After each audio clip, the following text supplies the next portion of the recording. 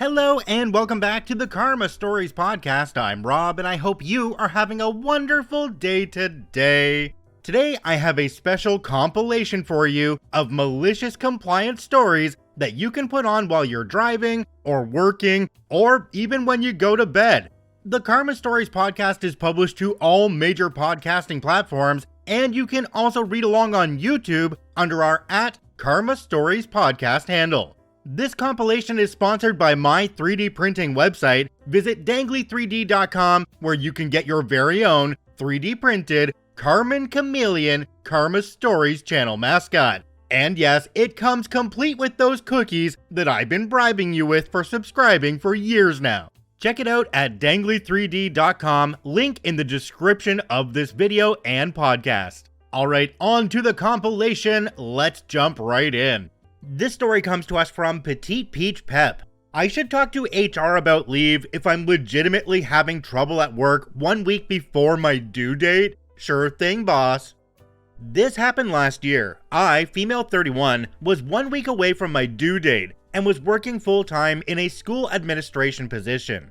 At this time, I had the capability to work from home if needed, if I was too sick to come into work, catch up on extra work, unable to secure daycare for my child, etc. When I accepted the position prior to my pregnancy, I was told by my boss, let's call her Ronnie, that it was very flexible as long as I got my hours in. I very rarely worked from home and typically only did so for an hour or two in the morning in order to work before OBGYN appointments, as it was a long commute between work and home and doctor's office. However, I was told by Ronnie after accepting the position to try and limit work from home to 2 days a month, which, fine. At this point, I was well under, since I was only working an hour or two, maybe twice a month, and only once a month before that.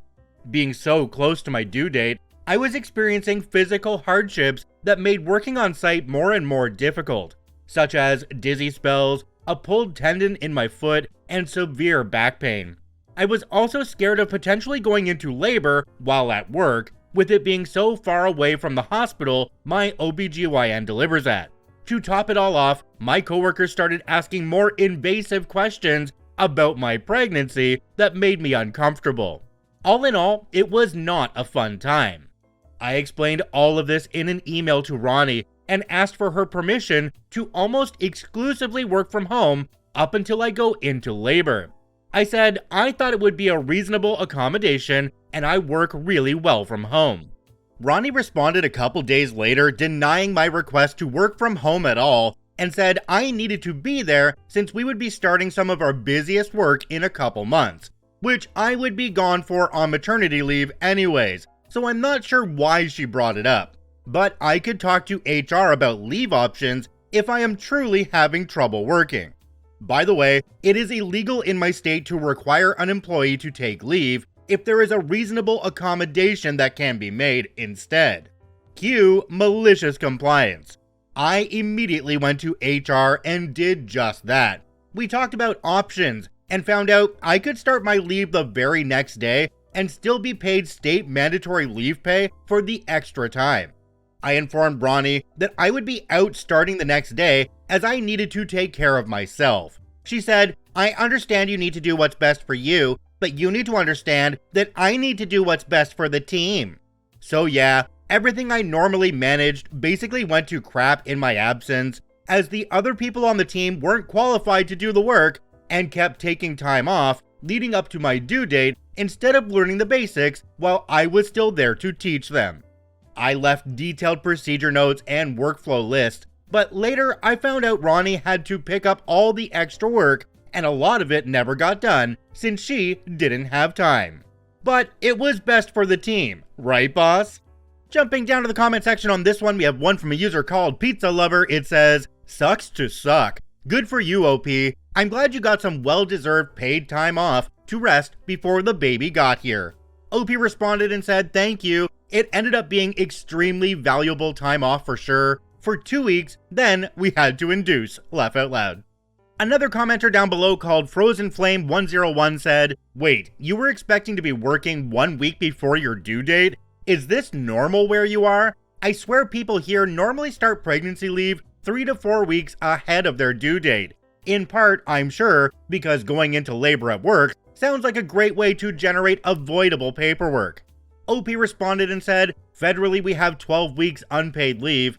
I wanted to spend as much time as possible with my son before returning to work. My state has its own policy for partial paid leave, and I used all of my PTO to fill as much of the gap up as possible as well during my leave. HR helped me discover I could get 2 weeks extra for my pregnancy leave, which was separate from my maternity leave. I wasn't aware of it previously. The HR team rocked and kept me sane." Wait a minute, what do you mean, OP? An HR team that wasn't there to protect the company and was actually working for the employee? I don't believe it for a second. Truthfully though, sometimes there are really good HR people who are looking out for the employees. OP got extremely lucky that they're in a company where they have somebody who cares. This story comes to us from RVD90277, Working Hours. I guess I have a short story from the opposite angle. I was the manager and the malicious compliance person was one of the guys on my team. This was 10 plus years ago, and we were working at a software technology startup. It was a small company with only around 10 employees, and I led the software engineering team of around 4 employees. We hired a software engineer, and he seemed good, but there were a few red flags. We would go out to lunch, and he would always order at least a few beers. We didn't have any explicit rules against drinking alcohol during lunch, so I just let it slide, since it didn't seem to affect his work in the afternoon. And then, the guy started disappearing in the early afternoon. Hours were somewhat flexible, but most people would get into the office around 9 AM or so, and leave at around 5 PM or so, for a standard 40-hour work week, taking time off for lunch. It seemed relatively normal for most people, and we never had a problem with work hours in the past. But this guy would usually disappear at around 3 or 4 in the afternoon, and was coming in at around 9 or 10 AM. I'm actually not really a stickler when it comes to enforcement of work hours, and I believe that as long as you get your work done, you should be okay.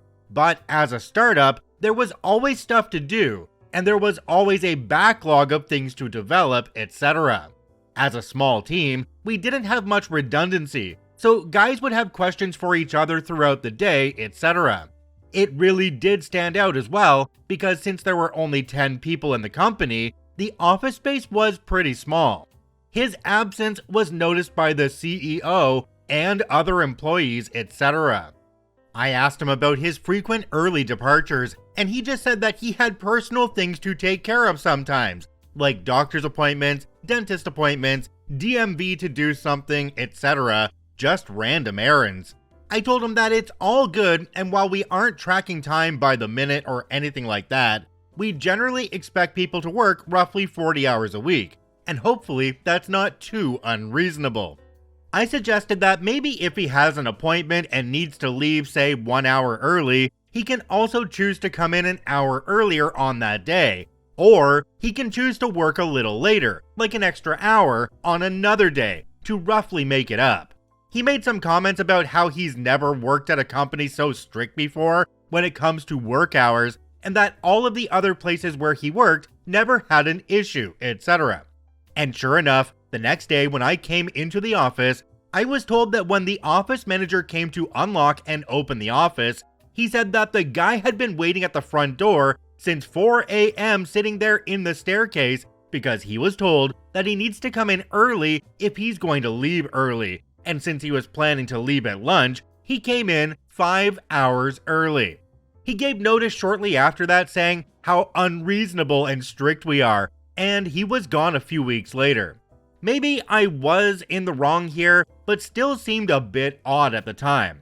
For what it's worth, the whole come in a little early if you need to leave early thing seems to work even in my current companies, etc. Down in the comment section for this one, OP added on a bunch more information. It says, "Since there seems to be a little bit of interest in this post, I'll add some more follow-up info. Since this was a software startup, the dress code was very casual. Most employees wore just jeans and a t-shirt with sneakers to work. And I suppose if you were a little more dressy, you might wear khakis and a polo shirt and some nice leather loafers. This guy usually dressed in jeans, but on many of the days that he would leave early, he was dressed up in slacks, button-up shirt, etc. A few times, he even had a full-on suit, so we just obviously thought he was interviewing, and we even joked about that, and he said no, he just likes to dress up sometimes. We didn't believe him. But in tech, even when you interview, you usually didn't dress in a suit either. Sometimes you did, but it wasn't really a mandatory type of thing like other industries. After he gave notice, the employees were like, "Dude, you were totally interviewing when you were showing up dressed up." And he kept on insisting that he wasn't interviewing and he just liked to dress up sometimes.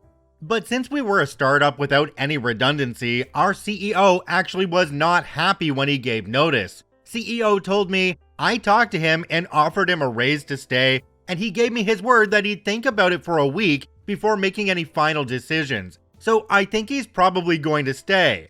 Check back in with him in a week and let me know what he decides. A week later, I ask him and the guy's like, "What? I gave notice last week. This is my last week." Our CEO was a bit delusional as well and had his issues. Such a shame because it was kind of a fun place to work. I left about 6 months or so later. Jumping down to the comment section on this one, we have one from a user called Wife of Bath 1984. It says, "I do not at all believe that he's never had a job that was strict about hours before. I've been working for 25 years. The company I currently work for is flexible, like this company was. It's the first job I've had with such flexibility. He just sounds like a bad employee. He punished himself. Totally illogical." Another commenter down below called Locust Construction said, "Hope if someone called for references, you would say something like, 'He is really good at maximizing his time away from the office.' If asked if you were to hire him again, he would be our first choice to send a release of non-compete to." We're obviously only hearing OP's side of the story, and we don't have the side of the employee that thought that he was in a horrible workplace. I would say from what we know that OP got off really easy in this case because this guy basically got rid of himself when he didn't like the way that things were going. That allowed OP to move on and get somebody else into that position. This story comes to us from Space Baron, new power tripping boss. This happened several years ago. At the time, I was working for a certain government organization that shall not be named. I worked office hours, which meant that our work hours were set. Our workday would start at 7:30 in the morning and continue until 4 p.m. in the afternoon. In between, we were allowed a 15-minute tea break from 10 to 10:15, lunch from 12:30 to 1, and then a coffee break from 3 until 3:15. Besides lunch, none of us ever worried about the tea and coffee breaks. We would get up from our desks and make yourself a cup of tea or coffee, and then drink that in between work. During lunch, our offices would be closed to the public, which was the normal, but some offices who did critical work would have at least one person there during lunch for emergencies. Those offices would remain open, and the members would take lunch at different times to accommodate the public. Although we were supposed to stay until 4 p.m., none of us ever did. Most of us would go and sign off at 3:45 p.m. and then go home. We figured that no one would mind since we never took our tea and coffee breaks. Then we got a new boss. For the first 2 weeks, nothing happened, and then we were ordered to stay until 4 o'clock. No more going home 15 minutes early. At first, we tried to fight it, stating that we never took our breaks as we should, but that was shot down very fast. So we decided that we were going to follow the rules no matter what. At 10 o'clock, all the offices would close for a tea break, no exceptions. The same would happen at lunch and again at 3 for coffee break. At exactly 4 p.m., we would all close our offices and leave for home. Anyone of the public still there? Sorry, come back tomorrow. Anyone of the public there during our breaks? Sorry, we can only help you after our break. Needless to say, everything that was running like a well-lubricated clock very soon started to fall apart. People started to complain, and if there is one thing in the government that is not tolerated, it is complaints from the public. Sabotage? No, we are only following the rules as we should. I'm not sure who got ripped a new one from upper management, but things very quickly returned to normal after a week of utter chaos, and our new boss never dared to power trip again after that. Jumping down to the comment section on this one, we have one from a user called Cackles. It says, the last thing that a government agency wants is a pissed off constituent complaining to a politician who controls the agency's purse strings. Don't be the one who causes that to happen. Another commenter down below called Bada said, meh, I kind of understand the reasoning behind this one. You can't just decide to head off early because you chose not to take your break. The office is supposed to be available for the public during those hours. So if everybody decided to just up and leave early, it wouldn't be. Things like this need to be discussed and agreed before going ahead with it, in my opinion. Yeah, I wasn't really understanding how that worked myself. This is a government office, but yet they're allowing them to go home 15 minutes before the doors are even supposed to be closed? That makes no sense. I honestly think the new boss was just making sure they were there until the doors were supposed to be locked so that nobody was getting turned away if they came in 10 minutes before closing. This story comes to us from No Recording 6287. Know how much you can lift.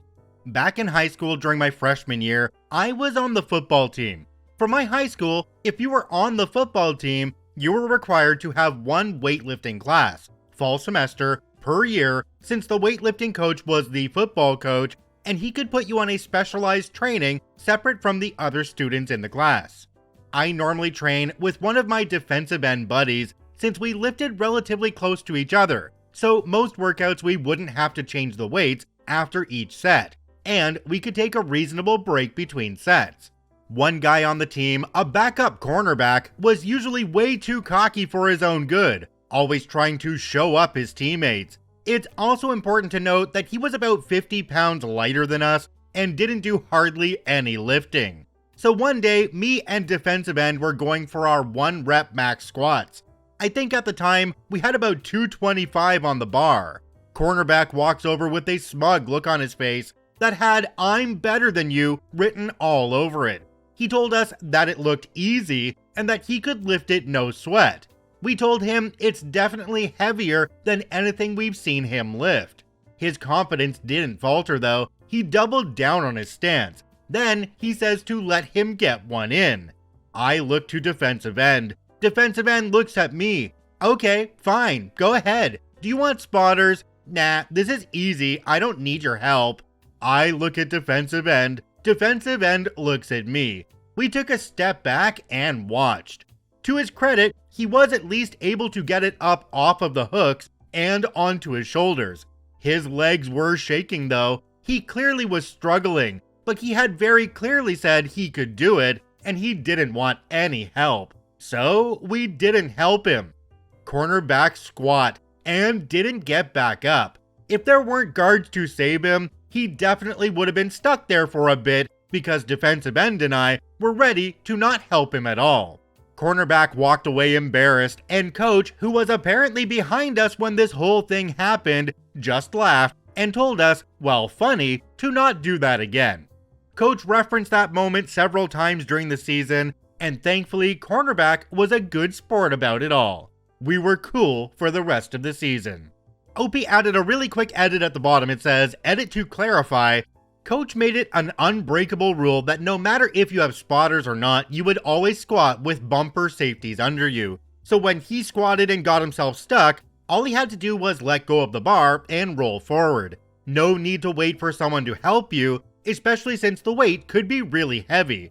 The highest max I saw was 415, and many people only had one partner instead of two.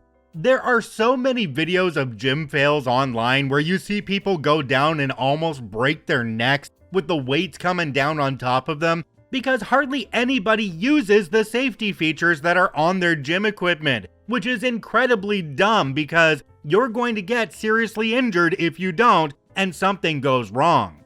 As far as cornerback in this story goes though, I think the embarrassment was on his shoulders and it might have weighted heavily. This story comes to us from Gloomy Chipmunk 3993. Fill out these logs exactly. Many years ago, I was working in my state's police department. We got a new inspector at the station and he wanted to chart what all the sections of the station did, and instituted a daily diary where we had to put in and account for every minute of the shift. Lots of grumbling from the troops over the next few weeks. The inspector would go off about the forms not being recorded properly every day at change of shift, and said that there would be consequences if they did not truly reflect what we did. I spoke to my shift and cue Malicious Compliance. I used to get into work 30 odd minutes early to fuel the car, gather my crime fighting kit, wash the car, and prepare for the shift. Now, I didn't do this until the minute my shift started. I would then complete these tasks after having started, then calibrate the radar, see what black spots were to be targeted for today, look at work emails, review the previous night's occurrences, and a myriad of other things before heading out on the road. Now, on each and everything I did, I would record it precisely, even recording the record of the record. Each traffic stop, each job, stopping to give directions or advice would go on the sheet. Then I would return to the station for lunch. Normally, I would grab it on the go or eat it in my car. But hey, he wants the official day's duties. Our employment law requires that each officer was entitled to 1 half-hour uninterrupted meal break each shift after 5 hours on duty. The inspector, trying to make the station more efficient, started to roster meals before this time. Boss tried to order us to take our meals as recorded on the roster. We all disregarded it and took our meals after the 5 hours. At the end of the day, we attached the industrial award to the daily record and wrote, as per industrial law, meal break taken at first possible time after 5 hours. He went off and threatened us to take the meals as written, or write-ups would happen. That was reported to the union, who threatened industrial and legal action, which he would personally be responsible for. He was forced to rescind that threat. So he gave up on that and doubled down on the daily reporting, writing officers up for non-compliance. I told them all I was doing, and the single page issued at the beginning of the shift was now 3 to 4 pages long, each and every day for 80 officers for 3 shifts. We swamped him with the information. In addition, if a job was broadcast, we were forced to abandon our meal break and attend to the job. Most times we could not return to finish our meals, so often we went hungry. Now, the other part of our meal break rule was that if we did not have a full 1 half-hour uninterrupted meal break, then we would be paid the whole meal break. The boss had a habit of going into the meal room to have a bitch, complain, or harass the officers in there. So when he did this, it was recorded as an interruption. After a few weeks, productivity was down, hours wasted, his budget being blown out as he had to pay for interrupted lunch breaks, which he then denied payments until the union lodged a court injunction and took the police department to court for each and every single breach for each person and shift. This amounted to hundreds of matters and thousands of dollars. He said all the daily reporting logs with our interrupted meal breaks were somehow lost. That's okay, the union says. Here are the copies taken. He argued that they were done after the court date and were false. But everyone also took copies after they were lodged with his admin assistant with his received stamp on it. Fail for him. The department solicitor approached the union with an offer for us to withdraw the matter. They offered 25% of what we were owed, and all the reprimands would be lifted. It was rejected, and the full 100% was demanded, and the reprimands totally withdrawn and deleted from the records. His Honor ruled in our favor in every single matter. We were all awarded our meal money and compensation for the time wasted, with the department fighting this all the way. They directed him to pay when claimed, and all reprimands deleted immediately or penalties would be issued. He had 2 days to comply. This was Friday afternoon, so he had the weekend to get rid of them. Took him until 9 p.m. Sunday night to do it, and he wasn't paid for the time. As we swamped his in-tray with over 160 pages of daily worksheets each, and every shift every day, that's at least 480 pages a day of compliance. He then tried to demand that we only put serious issues down. We all refused, as he had already informed us all that if we did not put everything down, we would be charged with disobedience. but if we followed his new order, we would be disobeying his previous order. He then threatened to charge us all with disobedience if we did not do the new rule. The sergeant sent all this to the union with the threats and to his boss and his boss's boss. Wouldn't you know, several days later, all his daily reporting sheets were not to be used any longer. Apparently, the union sat down with the district command bosses and let them know that this would be a continuing matter if the inspector was not moved, and that their own positions were now up for review of the mismanagement they allowed, and the fine the department received from court. The commissioner of police was notorious for terminating those who stuffed around with the troops and dragged the department into court for mismanagement.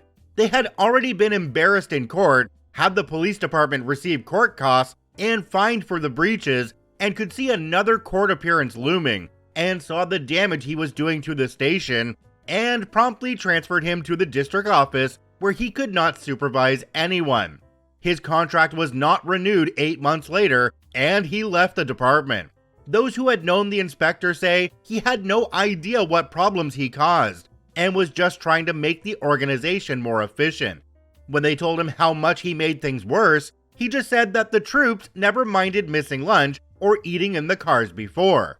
They told him that his demand to strictly follow policy alienated everyone, and to put another daily reporting sheet on top of the department's official daily diary was just superfluous. At the end of the day, he had no clue why he lost his job. There were many other stupid things he did, like not issuing pens until the ones we had were fully out of ink, so we had no pen to sign the requisition, and his admin staff were instructed not to lend pens out to sign, or we could buy a pen from them. The exception to the rule is that if we lost it, we could get another one. Cue more malicious compliance.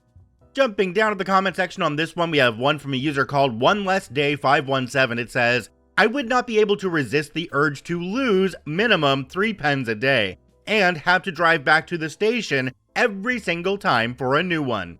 That's some great compliance right there, but make sure that when that pen runs out and you do have to drive back to the station, that you make sure you document that, because they want it on the log every single thing you've done. I'd also like to mention that this story was a pretty positive advertisement for unions, because they really went to bat for these guys against their bosses.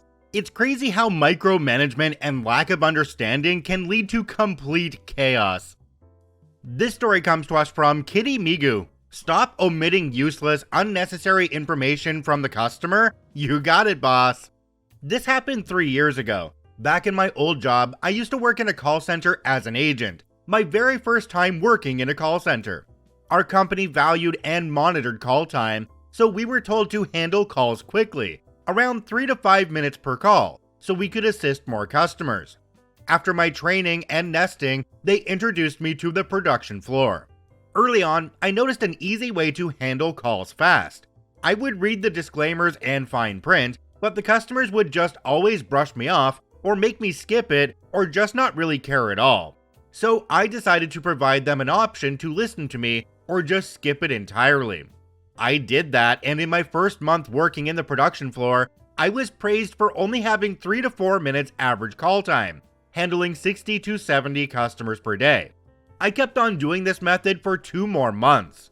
On my 4th month, there was a sudden change to the policy that told us to always read the disclaimers or fine print to the customers, even though they don't want to listen to it. That meant our call time would easily double. But since I already asked my customers if they want me to read the disclaimers to them or not, I just kept doing it my way. At my next monthly review, I was called up by quality assurance and my team leader regarding my calls, where they told me not to skip or omit the disclaimers. I tried to argue with them that I give my customers the option to listen to the disclaimers or not, and I even read the disclaimers to the customers if they wanted to change something on their account, or if the changes would charge their account even if they don't want to listen to the disclaimer. But they were adamant on following the new policies. Cue the malicious compliance. I talked with everyone who was also given a warning to follow the new policies and told them to just comply with the new policy, even if it cost us our call time and customer feedback. By this point, our average call time was already reaching 8 to 15 minutes since we had to double check the customer's account and their information, confirm every action we are going to take, read out paragraphs of disclaimers. There could be 2 or more disclaimers in a single call, as well as documenting the call. This doesn't include calls where we have to get multiple people or departments involved. Due to the unsolicited reading of the disclaimers, more and more people were starting to get irate during calls. Our company's rating went down significantly when we received negative feedback, as well as complaints from customers regarding the employees and the service.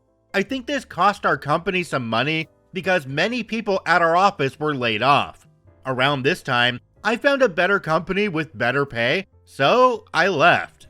Jumping down to the comment section on this one, we have one from a user called Heck8Soap. It says, I get why you did not always read the disclaimer, but it is there to prevent a lawsuit. While time-consuming, it is very serious, especially if your center is responsible for any personal information.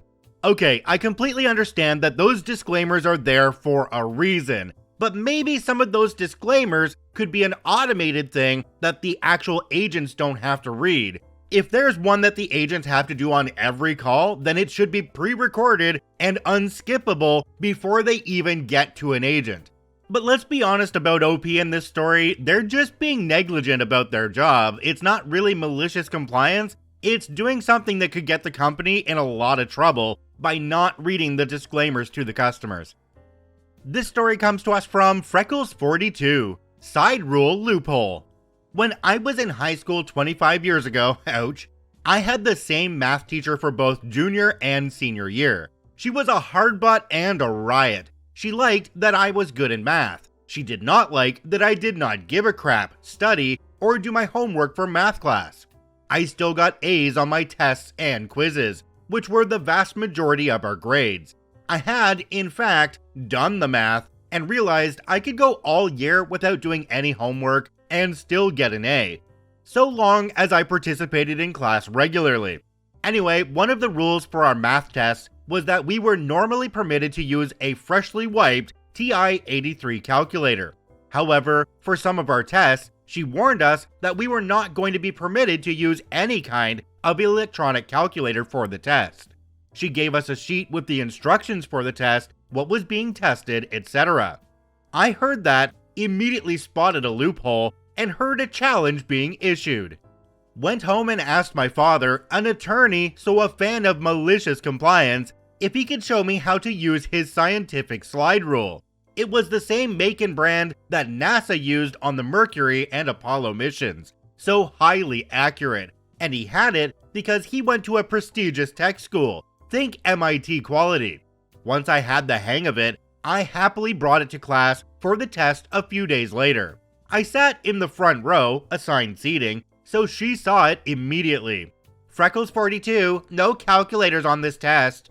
Miss, the sheet you gave us says no electronic calculators.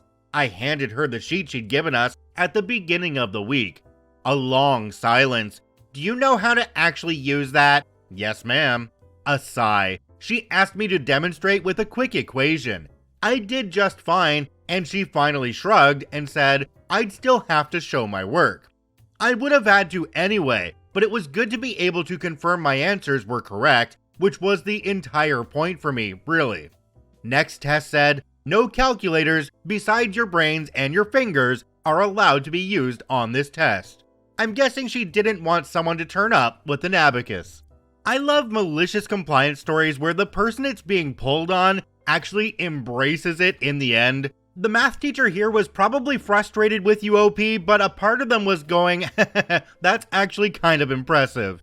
This story actually got me interested in slide rules and how they work, so I'm going to watch some videos on that and learn a new skill myself. This story comes to us from PM Me Your Anything. Oh, that's dangerous. Asked wife for help, got exactly what I asked for. This happened about 2 hours ago. I'm not even mad, I'm impressed. So here I am taking a quick 30-minute morning poop while working from home, when I noticed the lack of toilet paper. Knowing I had used the last of it the night before, I concluded that I had in fact put myself in this situation. I called my wife, who was upstairs, and asked if she could kindly bring down the white sheets, which will free me from the stink trap of my own making.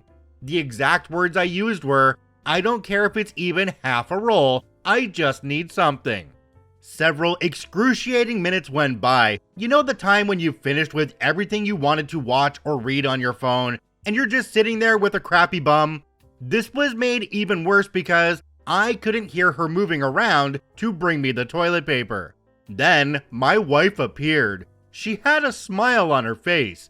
Then she handed me half a roll. She had cut the roll in half. She proceeded to laugh so hard she had to take her Ventolin inhaler. I finished up in the bathroom. When I came out, I told her I only got to wipe half my butt. I'm going to start looking before pooping more often. Well, OP, I think your wife turned a crappy situation into a cheeky one. She managed to wipe herself out with laughter while you were flush with frustration. I bet you'll make sure the bathroom is stocked up from here on so you don't find yourself in another predicament. Oh, they're gonna murder me in the comments. This story comes to us from 37-year-old Throwaway. Don't tell me how to do my job. 2 years ago, after putting hardwood in our foyer and dining room, we decided on a particular baseboard that Lowe's carried in Pro Packs. These packs came with 6 12-foot boards and I believe cost $180 each. We purchased 2 packs, knowing that one wasn't enough, but we should have 4 boards left over, which we could then return. Due to a few miscuts, first time DIYing floors, we ended up having 3 full boards to return, which I lugged back with my receipt. I brought them to the return area, and the lady who helped me was very unpleasant. As she took my receipt, I explained that these were 3 boards from one of the Pro Packs on the receipt, and that the refund should be half of the cost of one, which is what the person who sold me the packs originally told me would happen. She asked me if I bought one of the boards on another receipt, and I repeated that all 3 boards were part of a pack, that there was no other receipt, and that the refund should only be half of one of the listed items. She said back to me verbatim, "Don't tell me how to do my job," and then walked back in the area to talk to another lady also working returns. 2 minutes later, she came back and asked for my credit card. After putting a refund for $360 on my card, she also gave me a Lowe's store gift card with $180 on it because I didn't have the receipt for the 3rd board I was returning. I was going to mention that I should have only gotten a $90 refund on my card and no gift card, but I didn't want to tell her how to do her job, so I left. Went back a few weeks later and used the gift card for 5 gallons of paint, which we used to paint the same rooms.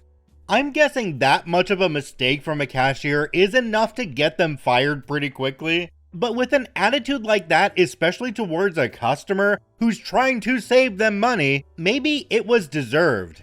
This cashier even consulted with somebody else before they gave OP the refund. Were they both newbies? Were they like, "Oh yeah, that sounds good, just give them the refund, it's okay"? This story comes to us from Without Dennis Nedry. How my friend got paid to find creative ways to sleep for 19 months. I have a very good friend who maliciously complied her way into getting paid for essentially doing absolutely nothing for 19 months. It was a government job, no surprise there. She and her colleague worked in a state office that kept track of plague cases among prairie dog towns. They were super busy trapping and testing all summer, but once winter comes, prairie dogs hibernate, so they ran out of work. They told their boss via email there was no more work to do for the season that first autumn, and their boss responded by telling them to stand by for reassignment. So they did, for months. They didn't want to be accused of theft by just clocking in and out and leaving, so in the very beginning, they organized some storage spaces very slowly, cleaned their office several times, organized paperwork and that sort of thing. When they ran out of crap to do, they started sleeping, doing schoolwork, Sudoku, what have you. Initially, they slept in turns, so someone was always available if anyone came to check in on them. But when it became obvious no one was coming, they stopped bothering. By summer the following year, when the prairie dogs came out of hibernation, she thought her work might resume. The whole office, all the employees in every department, received an email from someone high up informing everyone that particular department had been cut. Don't know if it was unfunded, or they got all the data necessary the previous summer, or that particular pet project of some politician was forgotten about, but somewhere along the line, the state fish and game axed the project for whatever reason. Nothing was mentioned in the email about her job status, so her and her coworker continued to go in and do nothing. She'd tell me about making a giant binder rubber band chain and roping 2 office chairs together facing each other to sleep in the seats. She's only 5 feet tall, so she fit relatively well. Making a nest under her desk and moving the largish copy machine out of its cabinet and sleeping inside. They made sure the security people saw them periodically throughout the day, and they were on camera. Anyone above them paying attention would have noticed, but no one ever took the time. They dodged folks in the other departments for fear they'd get told on and just minded their own business. They rarely had much interaction with other employees anyway. Eventually, she ran into her boss at a show and she asked my friend where she'd found new work. My friend didn't lie and said she still worked there. Where? Where you left them. She said you should have seen her face when the lady put the pieces together and realized what was going on. The jig was up, and she and her colleague were let go that following morning via email before they went in. Because they had technically worked there for so long, I think 2 years was the threshold, they both got a little severance package. In case you're wondering, they got to keep their pay since 1. They had proof they informed their boss they had no work, and she clearly saw the email and responded. 2. They still showed up. 3. They did exactly what they were told. And 4. It wasn't their job to make sure they actually had work to do. They both qualified for unemployment to boot. Neither of them used the unemployment since they had both been feeling like the gravy train was sure to derail any day, so they had new jobs lined up. OP added an edit down at the bottom with a few more things that their friend did to pass the time. It says, one autumn, he and her colleague decorated the shared nap hiding spot, a walk-in storage closet, with miniature Halloween decorations, and then reenacted scenes from Hocus Pocus. She spent a whole lot of time editing Wikipedia for grammar. She learned to knit, then she learned she doesn't like knitting. Her colleague downloaded plans from the internet on how to make a personal flying device, think jetpack, and tried to make it with office supplies at 1/16th scale. They knew it wouldn't fly, they just wanted to see if they could build what it would look like. During Christmas, they wrote all new jingles about how bored they were. There were 14 completed songs in total, and they recorded them on a little mini tape recorder she still has. Her colleague went to night school, evening school really, and did his homework during the day. By the time they were finally let go, he was just shy of becoming a paralegal. He did finish school and went pretty much straight into a job, and all these years later, he's now a real estate attorney. Good for him. We invented Uber and Lyft. That is, they worked out a solid plan for a non-taxi ride service that would work based on ordering a car via the internet. This was before smartphones. She wrote a bunch of serial killers in prison and told them how disappointed she was in them. She never received a reply. In another edit, OP said, a few people DM'd me and asked what she does now. She got a glowing reference from the state job and went on to work at our city zoo, and then got her certification in wildlife rehab. She now works as a public outreach coordinator for a big cat sanctuary. No, she does not miss her old job of either juggling plague-ridden prairie dogs or being bored out of her mind. In the comment section for this one, you might be surprised how many people shared really similar stories about being at a workplace and being completely forgotten. I figured, why not jump into a couple of them here? So let's do that. The first one comes to us from Night Manager. It says, a guy I worked for sold his company and joined Big Blue as a consultant in his company's field. He was assigned a mentor to help him transition from being an individual entrepreneur into a member of a large organization. He was to journal his feelings every day, and then join a weekly group session to discuss. After a couple of weeks, the mentor stopped attending. They continued to meet, and a couple of weeks later, they reached out to the person in HR who hired them all. The HR representative had left the company. They reached out again to a higher level, and they were told to continue with their current assignments and someone would contact them. So he continued to stay at home and write in his journal. It took 18 months before they realized what was happening and laid off the entire group. He was making $250,000 a year keeping a journal about how effed up his large organization was, and how an individual owner would never let this happen. Another one in the comments called Don Shakar said, "I have a similar story, except there was no malice. About 45 years ago, I worked as a research assistant in one of the social sciences departments at a high-level university. Think 1 or 2 levels below Ivy League. I was known in the department, and one of the lecturers approached me and asked me to do a content analysis on some open-ended questions in a questionnaire. I had never done content analysis before and told her so, but she insisted I do the job and offered 3 months' salary for 9 hours a week, a nice windfall. I accepted and started to do the job, but by the second month, I realized it was not something I could do. I came to her and told her. She was very nice about it. End of the month, I got paid. Okay, I worked some during that month. End of the next month, the money comes in. I go to her and tell her this was a mistake and they need to take the money back. She says, it's okay, I did my best, and she wants me to get paid. Nice of her. End of next month, the money comes in. I go to her, she has no idea how it happened.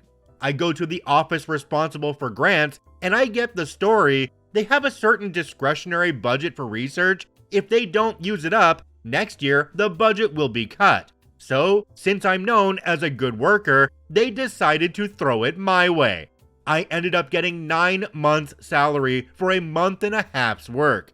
I don't even feel guilty about it because during those times when there was no research budget, I worked for free. So it more than evened out, but it still makes me smile."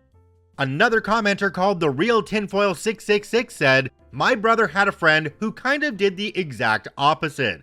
A large firm had 2 different departments, each with a vacancy for a direct support IT comms tech.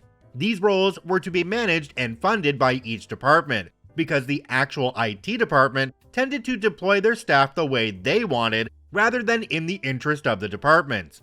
This was back when corporate PC network use was dramatically growing, and good techies were hard to find.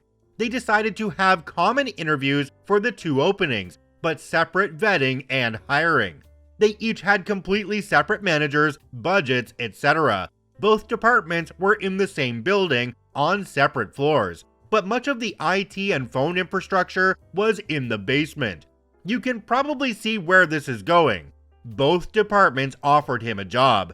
Initially, he did not realize this and thought there was an email glitch, so he responded and accepted the job twice. Except, of course, he actually accepted 2 jobs. He was able to spend time on both floors, fixing issues, recommending purchases for software and hardware, etc. He was able to keep both departments humming along without issues. This was pre-smartphone, but he carried around 2 beepers so he could quickly respond to anyone's needs. He collected 2 paychecks somehow. This apparently lasted for more than 3 months when one of the department managers bragged to the other about their excellent IT guy. And when they compared notes, they finally figured out what had happened. The thing was, he had done an excellent job, and both groups were perfectly happy. Dude was allowed to quietly resign from both jobs as he had another job lined up at another company, and neither boss wanted to admit how they had screwed up. Another great one in the comments comes to us from PT Sorrell. It says, "This kinda happened to a guy I knew in the Navy, way back when, late 90s. The job I did required a high-level security clearance, and a lot of people would show up without one, or at least with the investigation still ongoing. So it was common practice to have them phone muster, and in a few weeks, their clearance would come through, and they'd badge up and start to work. It was generally used as a time to get settled in, find a place to stay, and a car if needed. The general 'I'm new here' type stuff. Well, I was in the barrack and we'd hang out at the pool table and drink and stuff. This guy starts showing up, and we became friends. After a while, we asked what command he was with, and he told us it was ours and said he was waiting for his clearance. We had been hanging out for months at this point. We were all surprised and asked what the issue is, and he said he doesn't know, but had been phone mustering every day and had a log of when he called in, who he spoke to, and what they said.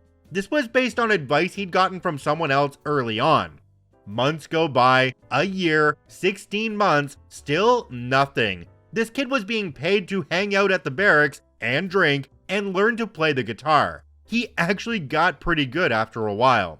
Finally, there was a command-wide urinalysis. He never got notified. The jig was up. The CMC, who was a very large, very angry-looking Samoan, came storming into the barracks screaming for this dude. When he was found, he was in PT gear with a full beard. The Master Chief started ripping into him and ordered him shaved and in uniform and in his office in an hour. The kid was, with his phone log in hand. Kid showed up and starts getting yelled and screamed at and told he was a total piece of crap and his career was over, and you get the idea. When he finally got a chance to speak, he explained what happened and showed the CMC his phone log. Master Chief gets real, still takes the book, and dismisses the kid, telling him to report to him the next day. CMC goes to the security office and starts asking questions. Long story short, the office gets torn apart looking for this kid's file, and it can't be found. They go as far as to start tearing cubicles apart and finally find the kid's file. It had slipped out of an overfull inbox, fell between a desk and a cubicle wall. The kid comes in the next day and is told he's not in trouble as he did what he was supposed to do. The kid started working directly for the CMC until his clearance came in, and he spent the rest of his tour on the watch floor with a great story to tell. Let's keep going. Another commenter called Wing in Vegas said, I had a slightly similar situation years back. I was hired by a consulting company to handle some project management for their client. The training I got included a coworker reviewing with me the various systems we needed to access on the customer network, pull information into a number of spreadsheets, then schedule a testing session with multiple people and send them all copies of the spreadsheets in advance of the system testing. So this process took her about 4 days, then the time to do the testing, so overall they did tests about every 2 weeks. After a week or so of training, I asked why they had to enter the data from the network sources into each spreadsheet separately, and then do the manual transfer of all the spreadsheets to each user involved in the testing. I was told that was how they wanted it done. Part of what I noted was she was going into a system, getting data, and adding it into about 6 spreadsheets one at a time, the same data. Then going back for the next data element and putting that where it went, etc. So I took the 6 spreadsheets, put them in one workbook, did cell relations so that when I entered something it went into all the cells that needed that at once. Then had a few cells with formulas doing fairly simple calculations. She was doing the math separately and entering it and said they didn't trust Excel to compute the figures because they had trouble before with that. So now her 4 days of work took me about 5 hours over 2 days. Then I would hold the sheets to email to the testing team until the end of the week to not upset anyone and to not stress the testers. I watched a bunch of videos and also did some training classes for over 2 years. Since it was work from home, very comfortable.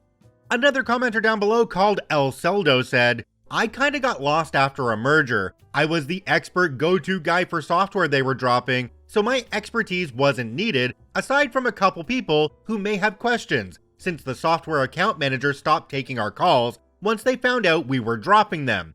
Big long story, they were right to be that pissed. So I sat around for a year, answering some emails throughout the day, but mostly I wrote on my hockey blog.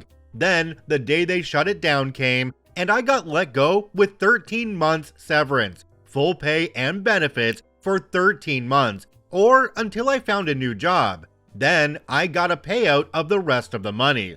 Honestly, such a good package. So I had 2 years of nothing to do, and I actually got a raise for the second year since I didn't spend $500 a month commuting.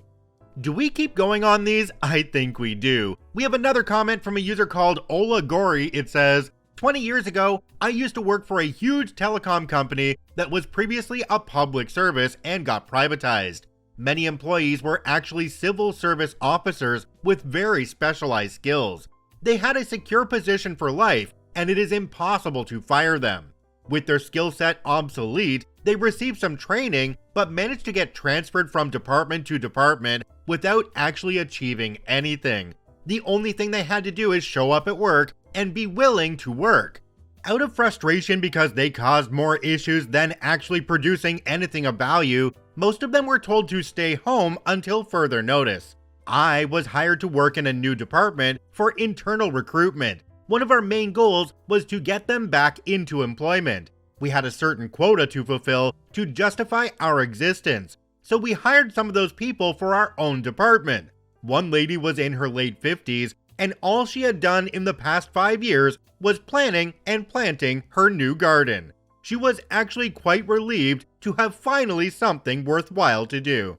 Okay, maybe one more. We have another commenter called Ichigoli. It says, I have a friend in a somewhat similar position. His department was reorganized, and by happenstance, all of the department responsibilities were parceled out to other departments. But emails regarding their former responsibilities still go to him to solve. He gets paid to forward emails to the right department, then reply to the customers with the solution.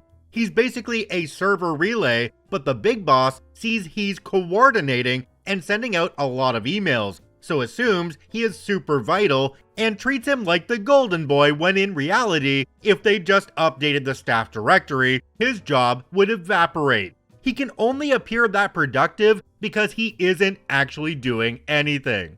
I absolutely love all these stories about forgotten employees. We actually have a story on the YouTube channel from before the podcast started. It's called Forgotten Employee American Dream. It's a 55-minute long video, and it's a story about a guy who basically got paid to do nothing for an extremely long time. It is so well written. I'll put a link to that in the description on both YouTube and on the podcast, so if you want to check it out, I highly recommend it. This story comes to us from Fire the Torpedo 2011. Fine, I won't help you out then. I used to work permanent nights. On nights, we often had sickness at the last minute that no one was willing to come in and cover. So we used to help out one another. We didn't do it for praise or additional money, there wasn't any. We did it because we were colleagues for years, and there was no one else. Inevitably, our work was taken for granted. The managers never thanked us for helping them out of their crap, but they also started to assume that we would cover everything. So they made less and less effort to arrange cover for absence. Even planned absence they knew about in advance. One night before work, I came into work and received a crappy email complaining about staff in our department using the computers of another department. Now, we had our own computers. The only time my department ever used the other department's computers was when we were covering their absence. The email chain showed the other department complaining about us to my manager, who sent out an email to all the night staff in my department saying, from now on, do not use the other department's computers. I was fuming because, as I said, we only did it to help out and to stop the other department having to cover night staff at short notice. But I thought, fine, that's how it is. The very next night, the other department is short-staffed again. The supervisor on that shift asks me to cover their department. I say no, I can't. I've been told not to use their computers by my manager. Their supervisor says, oh, no, that's okay, you can use them. I say, no, I can't. My manager told me not to under any circumstances. So she gets her manager to call me, the same manager who complained about us, and say, for this one shift, you can use our computers, as if she is doing me the favor. So I say, no, I really can't. You are not my manager. I cannot defy my manager's instructions. Because they can't get my manager on the line that late at night, another supervisor had to come in last minute and cover the shift. Jumping down to the comment section on this one, we have one from a user called 123Kong123. It says, "Oh, that is a perfect malicious compliance, along with F around and find out." OP responded and said, "I'll be honest, I have had this story for nearly a year, but was afraid to post it because a lot of stories on here end up with people criticizing the OP and telling them that their story isn't malicious compliance." Another commenter down below called Padawan6 said, "I love this. Did the other manager ever acknowledge their attitude issues, or did they double down or anything?"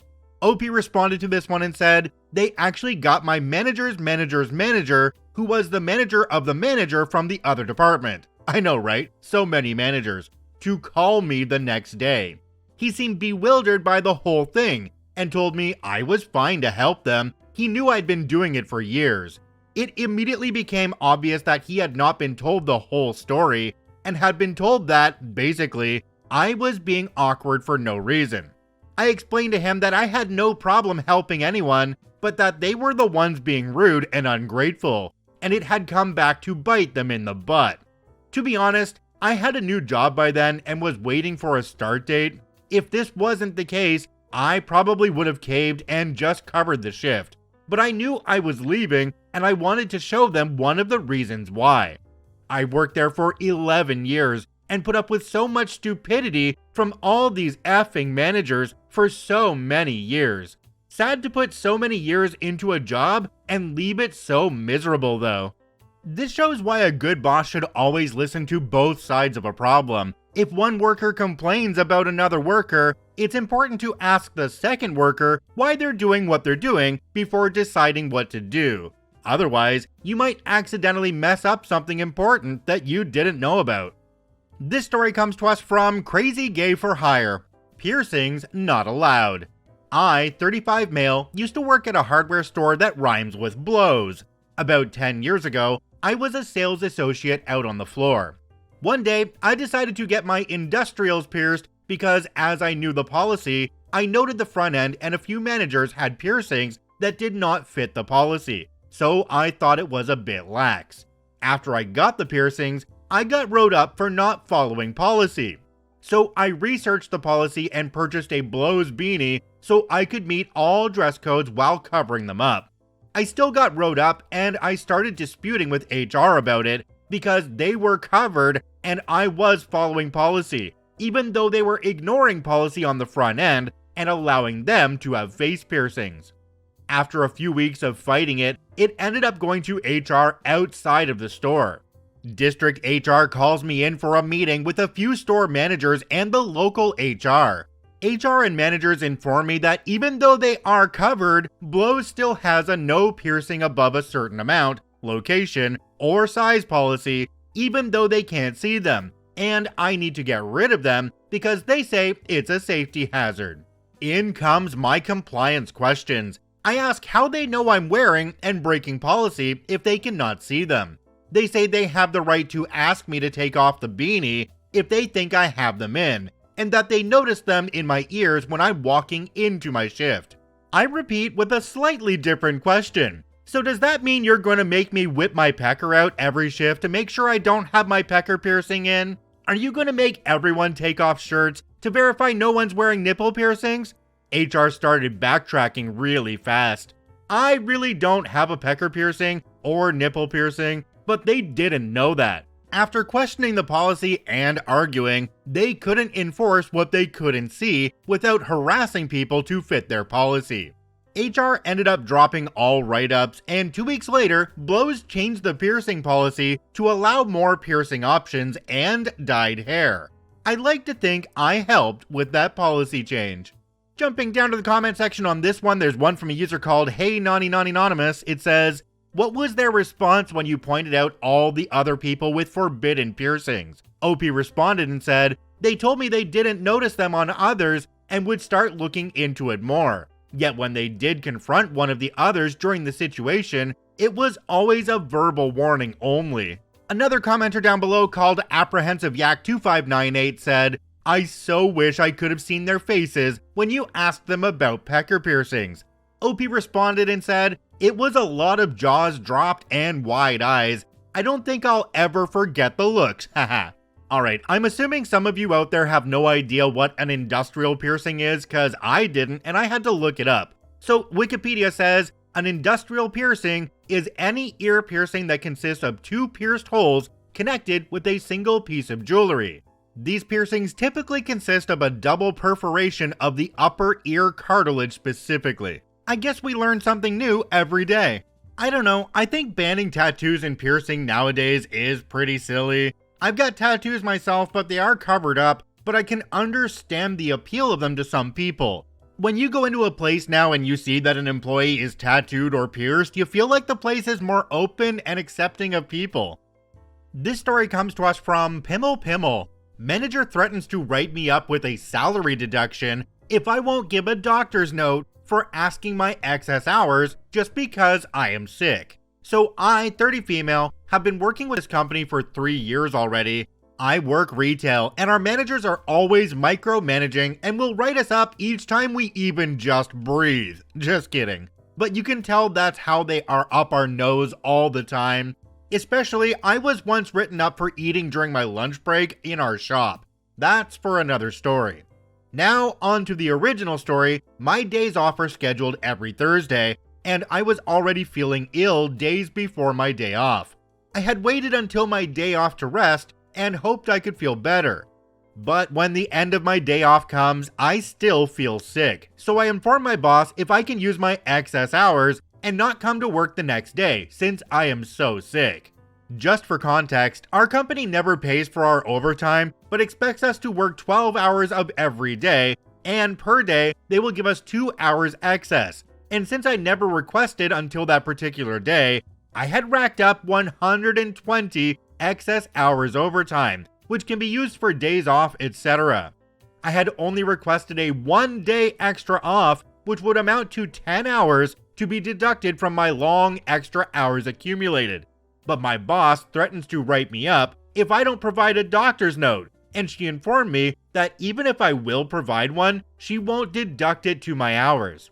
So I comply and went to the doctor and take a medical note and was given a 3-day recommended rest and sent it to my manager. Now she has no choice but to let me have an additional 3 more days paid sick leave, and I won't be back to the shop until Monday, instead of just giving me a day to rest. Now Saturday comes and the shop has a lot of issues without me, and my reliever is having a hard time coping for my work. So my manager calls me and I didn't respond to any of her messages nor calls and just rested well. Monday came and I reported the company to labor claims, and the company was forced to pay me that 120 hours overtime. Checkmate. Jumping down to the comment section on this one, we have one from a user called Kempeth. It says, first day doctor's notes are such a stupid policy if you prioritize having people in the workplace. No doc will write you sick for just 1 day unless it's something absolutely minor. Flu is an automatic week off because that's how long you're infectious, and because the doc gives 0 Fs about any manager shift plan. I'm not sure what country OP is in, but there were a lot of labor laws broken during this story. So number 1, OP's being forced to work 12 hours a day but only getting paid for 10, and then getting the other 2 days as an excess? What? A lot of places also have laws on how many hours are between your shifts. You have to have adequate rest time to come back in and work again. And then there's retaliation. They were threatening to write you up for requesting a legitimate sick day. That could be considered retaliation, which is prohibited under many labor statutes. Just a friendly reminder on this one to make sure you know your local and national labor laws, because they can stop you from getting screwed. This story comes to us from Unhappy Wolf 8611. Landlord doesn't want me to use AC in Phoenix. I rent a room in suburban Phoenix. The landlord lives with me. We've been getting highs of 110 and lows of 90. I work in the evenings at a factory while my landlord works during the day. I've been setting the AC at a comfortable temperature of 85 during the day, but my landlord stopped me from doing so. He said that using the AC at 110 costs too much and damages the AC unit. I told him I'm happy to pay extra, but he wouldn't budge. What's more is that my landlord himself turns on the AC when he arrives home and sets it to 70. He says that since it's only 90 outside, it doesn't cost much or damage the unit. Now, I grew up in Sudan without an AC. I know a lot of survival tricks, but these are best suited for stone houses, not furnished and carpeted ones. However, I care more about my landlord's wishes than his house. Here's what I do. I walk around with a wet towel draped on my neck. The water gets into the carpet and might eventually cause odors, but I must abide by my landlord. During daytime, I sleep by wetting my t-shirt. The water gets into the mattress and might eventually ruin it, but I must abide by my landlord. I open the windows and hang a wet mesh to let a cool breeze in. It might damage the windowsill and attract some bugs, but hey, the company is nice. I also take long, cold showers throughout the day. The cherry on top is that I got this room off Craigslist and didn't sign a lease. It's all cash and the landlord only has a bond of $100, which he'd probably never give back even if I left the house in an immaculate condition. I think I'm going to just bail if he ever catches on. Building on my comments of the last story where I said that you should know what your labor laws are, you should also know what your landlord-tenant rights are as well. Specifically in Phoenix where OP is, landlords are not allowed by law to deny the use of AC or a heater. Phoenix's cooling ordinance sets a minimum temperature for cooling and ventilation in rental units. Rental units need to safely cool all habitable rooms to a temperature of no greater than 86 degrees if cooled by evaporative cooling, and no greater than 82 degrees if cooled by air conditioning. So OP, continue to put that AC at the temperature that you want it to be, because if the landlord tries to kick you out, they'll have to go through the formal eviction process, and then you can sue them for the denial of AC use. This story comes to us from Erovos. Rewrite the whole essay? In my sophomore year of high school, our English class had to write an essay about a book. Can't remember which book, but it doesn't matter. Well, when our essays were handed back, no one had gotten a good grade on it. The teacher told us that we had to revise our essays based on the corrections we were given, and then turn them in again. She wanted 3 copies, the original, the revised one with the corrections we made highlighted, and a final copy without the highlights. I look at mine and compare it to everyone else's essay. Everyone else has the teacher's comments written in red, things underlined, stuff crossed out. Mine just has my grade. It was a D. So I talked to my teacher after class and asked her what I needed to fix since my essay had none of her comments. Her response was that I had to rewrite my essay. Again, I asked what do I need to change to get a better grade. She tells me that it wasn't good and I needed to rewrite the entire essay. Cue my malicious compliance. I rewrote my entire essay, word for word, twice. One for the highlighted copy and one for the final draft. I highlighted random words and sentences on the highlighted copy, but again, it was the same as the one that was given a D. A week later, we get our grades back and mine had improved to a B. The annoying part was that I couldn't even call her out on it because my school has a plagiarism policy where you can't submit the same assignment twice, because that would be cheating. Side note, this teacher also wrote on a different book essay of mine, "Did you even read the book?" when I had gotten yelled at for reading that same book in her class instead of listening to her teach.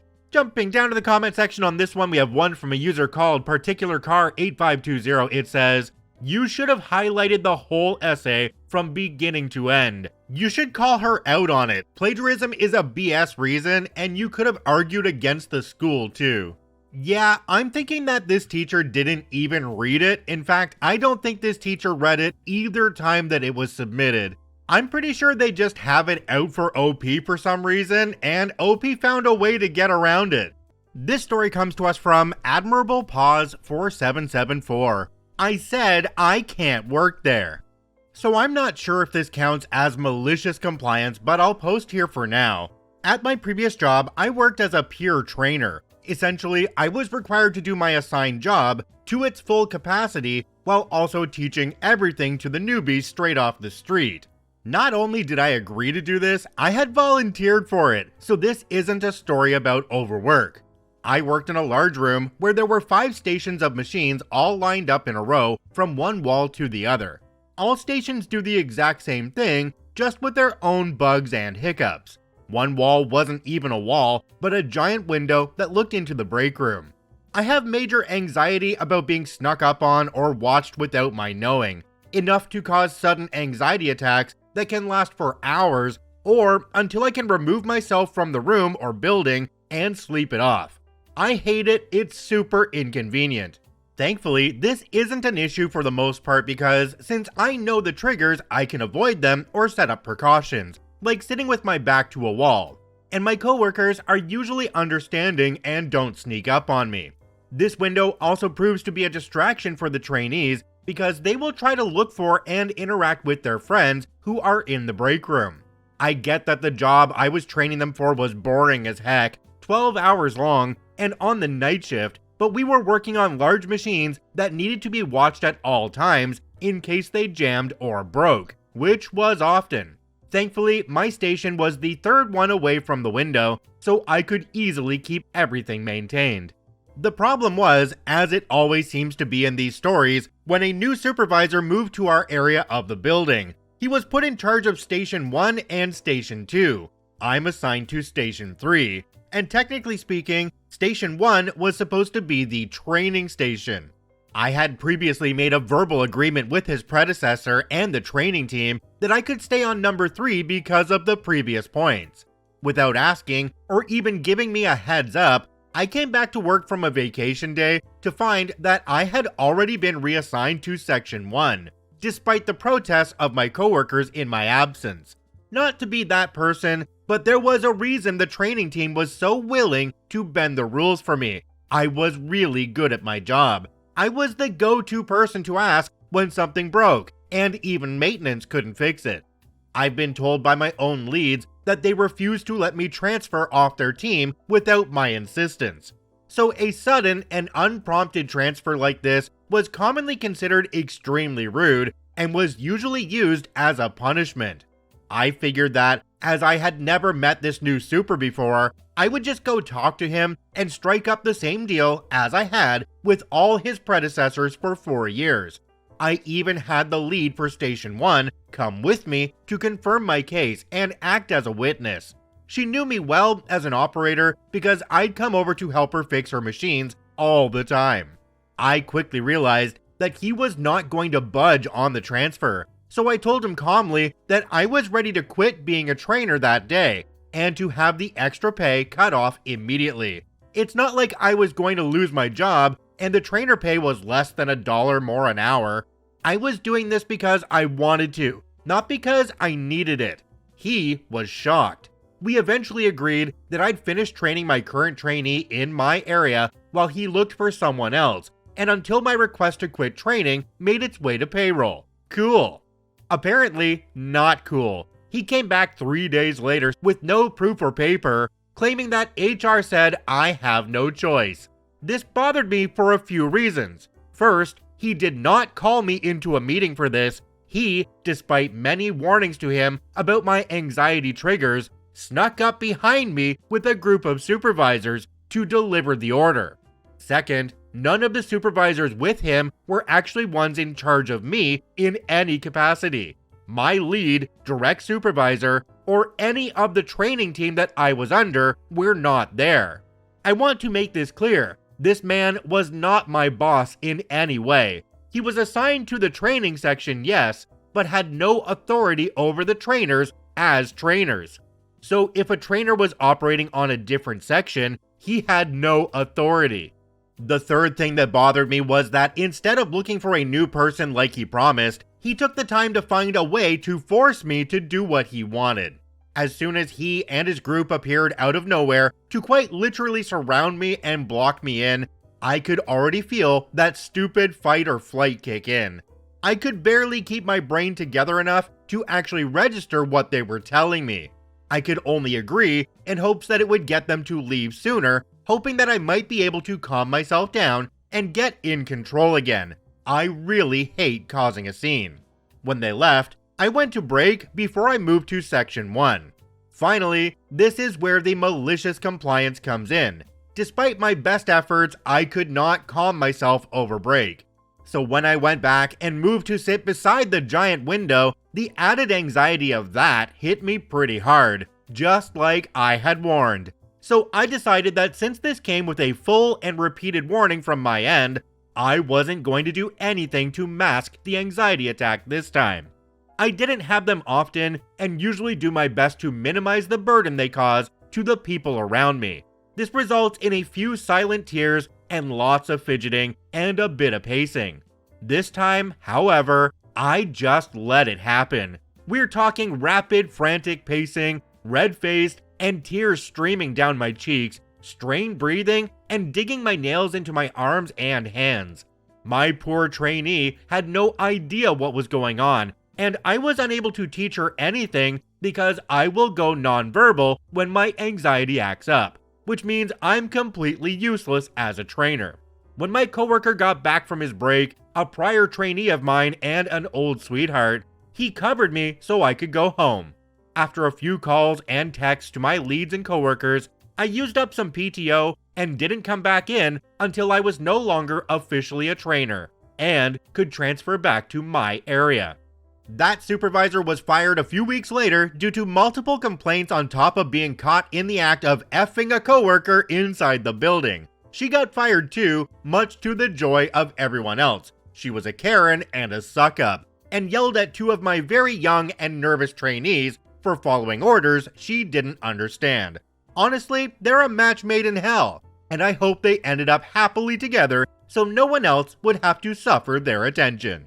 Jumping down to the comment section on this one, we have one from a user called AppropriateRip9996. It says, let's say you are a manager. You come in and everything works great. You don't need to change anything. You could sit on your hands and get great reviews. Inevitably, the ego takes over. You are in control, must make change. They say that is a bad change. Push it through anyway. You are a leader. It falls apart, people quit, productivity slumps, lawsuits, and you are fired. Again and again, it happens every time. No one sniffs the daisies and recognizes good work that should be supported. No one recognizes the pillars that hold the organization up. They just go in with a chainsaw and rip through every idea that was someone else's and act surprised when things fall apart. OP responded to this one and said, no joke, we had a ton of employees in that area and we'd all been there for a while. It was a well-oiled machine and the people were absolutely wonderful to work with. Does anybody else feel like this story was a potential ADA minefield? OP could have brought up ADA, Americans with Disabilities Act compliance, and they basically would have had to have done what OP wanted. This is just your friendly daily reminder to always know your rights. This story comes to us from Xoj. Only do my own duties? You got it, boss. I used to work in a workshop where sheds were produced for farms and businesses. I was brought on as a general laborer whose tasks were to clean and maintain the yard and workshop, clean and spray steel, and to load up the truck with any completed sheds. When I first joined the company, there were 3 other workers there who had their own jobs to complete. One person's job was to make flashings for the sheds, one person would run the saws and fabricate any plates and cleats needed, and then there was a welder. Slowly but surely, the other workers began to quit due to finding better paying jobs in different companies. And eventually, I was the last worker there who had to run everything by myself, which I had no issue in doing as I prefer to be able to work by myself. So one day I needed welding wire, and normally it would have been the boss's job to go pick up any materials or supplies I needed. On this day, the boss was away delivering a shed, so I went out of my way to go and pick up the welding wire myself so I could get a job finished that was behind schedule. But issues arose when I informed the boss that he needed to pay me back for the wire as I had to pay for it out of pocket. I was told that I shouldn't be doing anything that's not written in my contract and that I won't be getting the money back for the wire as he never agreed to pay for it. So I went back to my original duties that I had when I first joined the company. After a few days of this, he came into the yard screaming at me as there were no sheds being manufactured, and I told him that he better get hiring as I won't be doing anything out of my job's description like he stated for me to do. After 2 weeks of this, he hired a new worker who had no idea how to do anything, and he tried to get me to train him, but I wouldn't, as that was going out of my job's description. This went on for about 3 weeks before the company ended up going into liquidation due to the boss failing to file accounts for the past 4 years.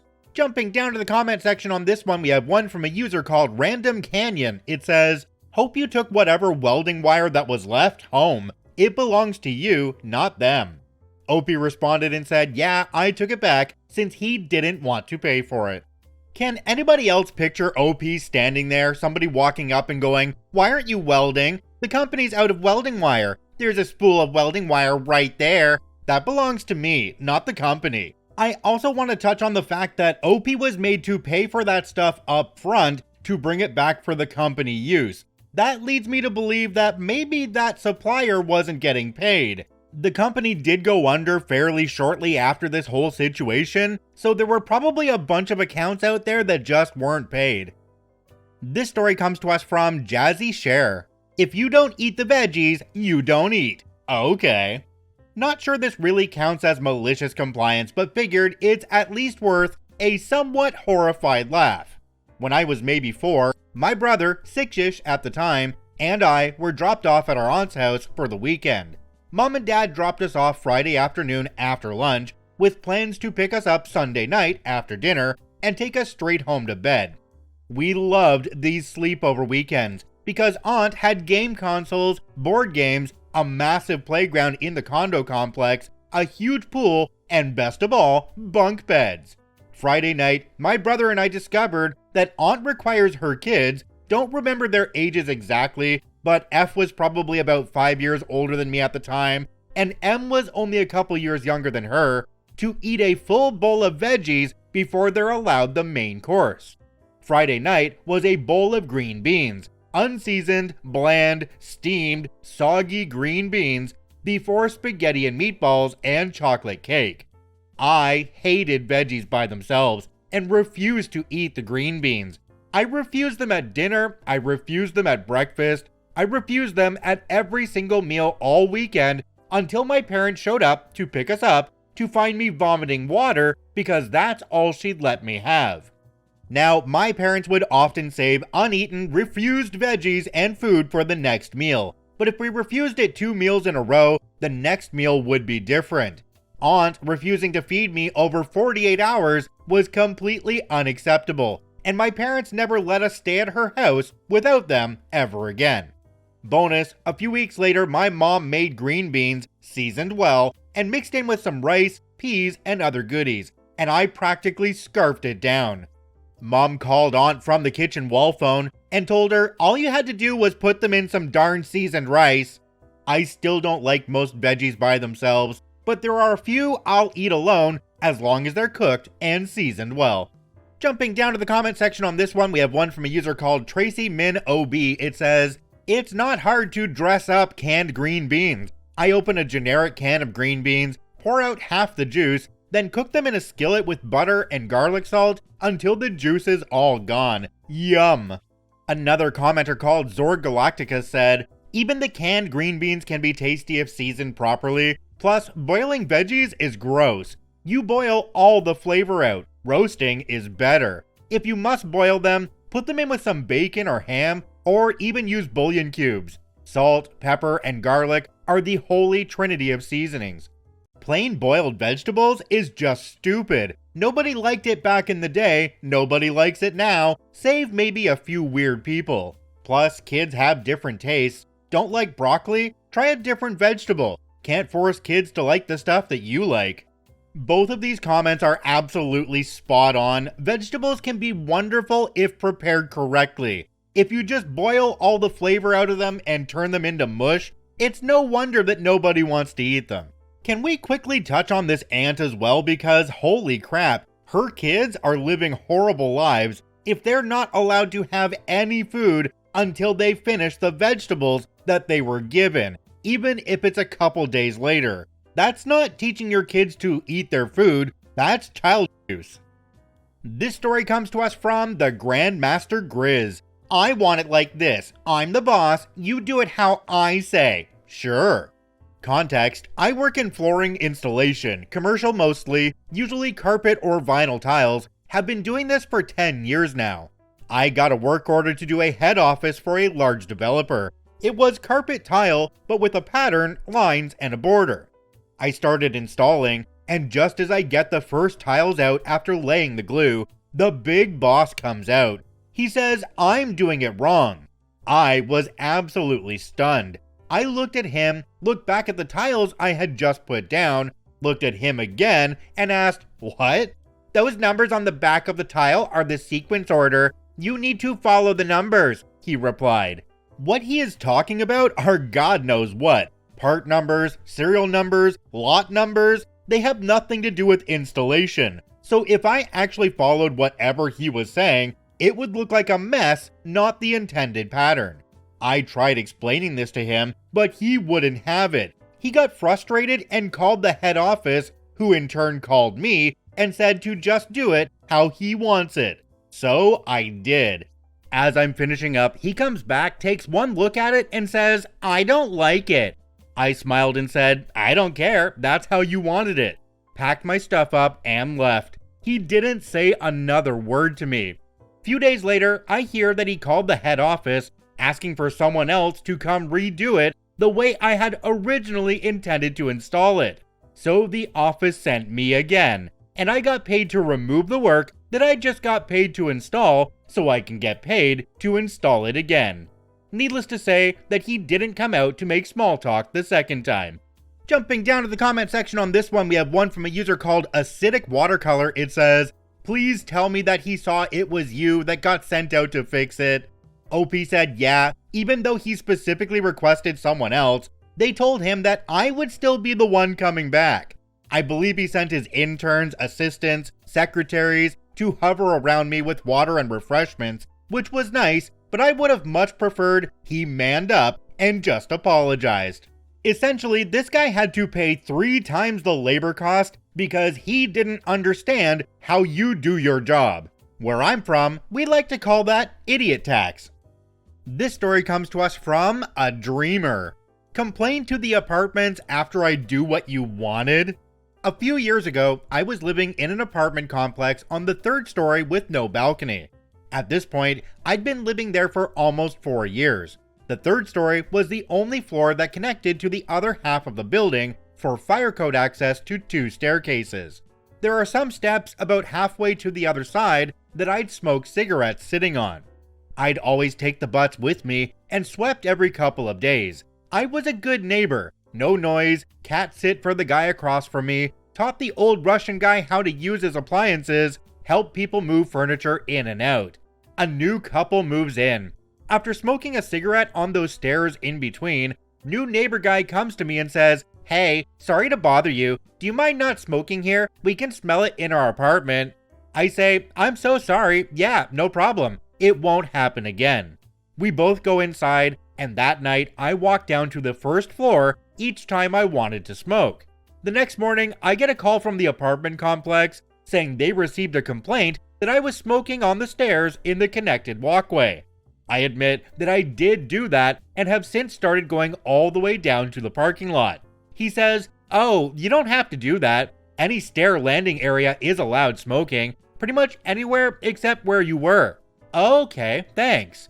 I started smoking on the stair landing that forced them to walk past me and was closer to their apartment. Speak to me as a person, I walked the 3 flights, complained to the complex after I fixed the problem, not going out of my way anymore.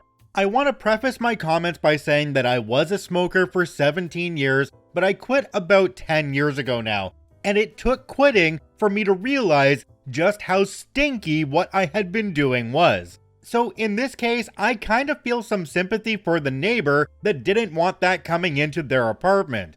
But on the other hand, another part of me says that OP's doing it outside, and if you don't want that smell coming into your apartment, well, close your window.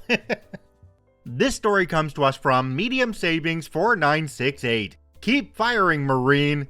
Not sure if this one counts as malicious compliance, but you guys tell me. So my dad, born in the early 1950s, volunteered and enlisted in the Marines. Willingly, I might add, at the age of 17, near 18.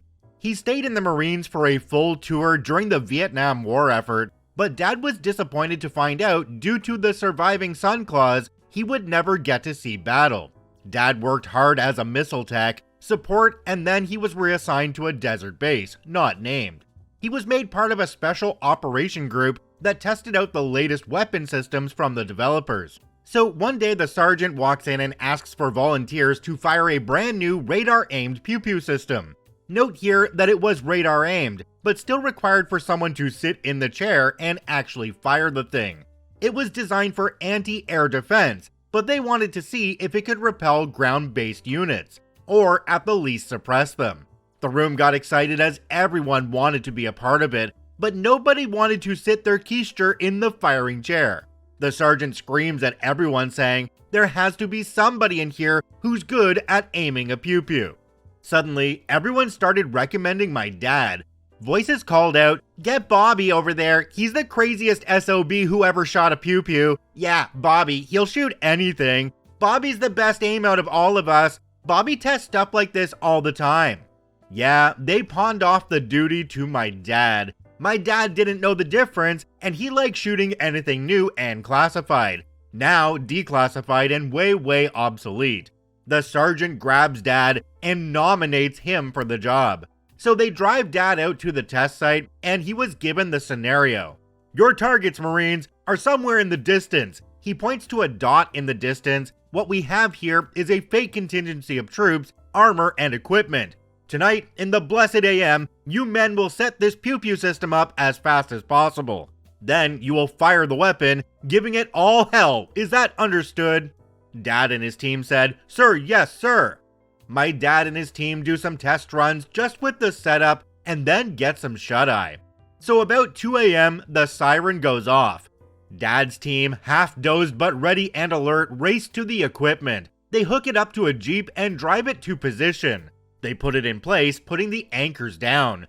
The pew-pew comes online. Dad gets his targets on radar. Dad lets the pew-pew go crazy on the target. Clack, clack, clack, clack, clack, clack, clack, etc. The pew-pew fires what feels like dozens of rounds. Dad checks the radar screen and looks puzzled. The sergeant asks him, what in the heck happened, Marine? Well, sir, I'm not at all sure. I shot the heck out of the target, but according to radar, it's still standing there. It's still pinging me back. Did you miss? Did you just get your platoon wiped out? Did you fail your fellow Marines? Did you fail your mission? He pauses. Break it all down and do it again. My dad and his team break it all down, pull the system back to base camp. So about 3 AM, the siren goes off. Dad's team races to the equipment again. They hook it up, drive to the position, they anchor, and Dad gets his targets on radar. Dad lets the pew-pew go crazy again. Clack, clack, clack, clack, clack, clack, clack, etc. The pew-pew fires more rounds. Dad checks the radar screen and, still puzzled, the targets remain. The sergeant checks the screen over. You just wiped out your entire battalion by missing, Marine. I told you to nail the target and didn't bring one down. But Sarge, listen, I'm almost certain we're hitting it. By my calculation, the targets should be Swiss cheese by now. I think we should inspect the targets first before we waste more rounds. You think, Marine? You're ordered to sit in that chair a third time, and well, this time will be a perfect run, as I will supervise the whole shebang. 4 AM hits. My dad and the team are in perfect sync. If you slowed it down to the slow motion, you would see them moving in grace of any dance troupe. The pew-pew gets set up in the fastest time on record. Dad aims and fires. Clack, clack, clack, clack, clack, clack, clack, etc. Dad, warm in the chair, says, Sir, we're hitting it, but fire, Marine. But sir, okay, cue malicious compliance. The sergeant interrupts. I said fire, Marine, fire now. Clack, clack, clack, clack, clack, clack, etc. Fire till either you expend your ammo or you overheat. Am I clear? clack, clack, clack, clack, clack, clack, etc. Dad's team reloads the weapon system as the ammo runs low again and again until the ammo is out. I'd say it was a minute from overheating, at least by Dad's words. Dad checks the radar, the target remained. The sergeant throws his hat and binoculars on the ground. Don't know why he had them, it was night, and the target, even with the binoculars, couldn't be seen. At 5 a.m. and first dawn, they drive towards the targets. The targets grow in size. The targets end up being 2 Sherman tanks, 2 half-tracks, and a bunch of Scarecrow dummies, all originally headed for the scrap heap, with a brick wall that had been hastily set up behind it. Everyone was surprised to find Dad's pew-pew had turned them all into Swiss cheese. They were able to shine lights through huge holes in the armor plating. The dummies were missing whole sections of their chests, heads, and others even knocked off their posts. The half-tracks were all but nothing, and the back wall had huge divots. Obviously, the pew-pew had gone clean through the armor and hit the back wall. Dad murmurs smugly, "Think it worked, Sarge. Think I hit it." The Sarge threw his hat to the ground and did a little rage dance upon it. Yeah, this is about as close as you're going to get to Fallout. Another detail went out later that day to not only clean up the mess, but they started running metal detectors over the sand around and behind the targets. The system had accurately hit its targets without spray around the area. The metal detector team found projectiles that had gone through the wall. The weapon array went on to be scrapped before mass production. Dad never got those details. Who knows? Budget, efficiency, feasibility, who really knows? The pew-pew's control and aim system would end up being used in a variety of systems later on, until that became obsolete. That sergeant gave Dad every fire control job and testing system after that until he was discharged. Okay, first of all, let me address pew-pew, because I know some of you who are new here aren't going to realize why we do that on this channel. It's literally because of YouTube age restriction. If I use the word there how many times it is in this story instead of pew-pew, then I'm going to get age restricted, and this video won't be pushed out anywhere near as much as the other ones would. Alright, with that out of the way, let's take a look at this story really quickly, because at the end here, the sergeant gave OP's dad the chance to play with every new toy that came in. I mean, come on. That sounds to me like a pretty darn good deal for being the cannon fodder that sits in the firing seat. This story comes to us from Illuminatus Prime. Don't care what I do? Fine with me. Back in late 2020, when everyone was working from home, I was tasked with upgrading office PCs. This involved removing each hard disk drive, setting it aside, replacing the PC with a newer model that uses a solid-state drive, transferring all documents and images from the hard disk drives to the solid-state drives with a special USB setup of my very own, and disposing of the old hard disk drives per the project manager's orders, which were as you see fit. Now, because there was no one else in the building, so I thought, I had all 20 new PCs lined up in the shipping area with the old hard disk drives on a cart ready to be copied over. The assistant project manager walked in, maskless of course, and wanted to know what the heck I was doing. Before I could get 3 words out, he tells me to remove my mask because he said there ain't no effing COVID, or words to that effect. I stepped back, removed my mask, and tried again. He interrupted me again to ask what the heck these hard drives are doing here. I tried to explain, and he interrupted me one more time to tell me he doesn't give a darn about my excuses and to just get rid of them. Just as I was about to try once more, he tells me he doesn't care how I do it, just to effing get rid of them. Throw them in the dumpster or take them home for all I care. And to get those PCs installed immediately. Cue the Malicious Compliance. Sir, yes sir. I put my mask back on and wheeled the cart of hard disk drives out to my SUV, parked near the dumpster, and loaded the crate into the back. Then I went back inside and delivered each new PC as instructed. The old PCs had already been palletized and were slated to be picked up by an electronic surplus business. After all this, I drove home, prepared a pizza, cracked open a cold one, and started my weekend. My weekend. The following Monday, I felt lousy. The COVID test showed positive. I had already been vaxxed and boosted, so my doc told me to just stay home and monitor my symptoms. I logged in remotely and sent the "I got it" email, then checked my inbox. The first new email I saw was from the assistant program manager, reiterating his orders to me almost word for word. The second email was from the assistant program manager to his boss and the rest of the engineering staff, claiming full credit for getting the new PCs installed in record time.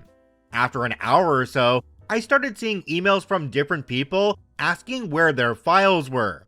Of course, I did a reply all and included a screenshot of the assistant project manager's first email. All heck broke loose. The dumpster had already been emptied by the time anyone got to it. Important files were missing and presumed destroyed. The assistant project manager called me on speakerphone and told me to come in and fix everything. "Sorry boss, but I'm showing symptoms and my COVID test is positive. Unless you are willing to empty the building and then disinfect it afterwards, I had better stay home." The assistant program manager's boss chimed in and told me to stay home, get well, and call if I needed anything. "Okay boss, I'll see what I can do about the F up from home." I continued to work from home for that whole week, mostly copying each hard disk drive document and images to the relevant PC. Even though there were a few glitches, I was able to get everything back in order. The fallout: I told the assistant program manager's boss my side of the story and received a token reprimand. The assistant program manager was dismissed. I retired a few years later. No COVID deniers were physically harmed during the execution of this malicious compliance.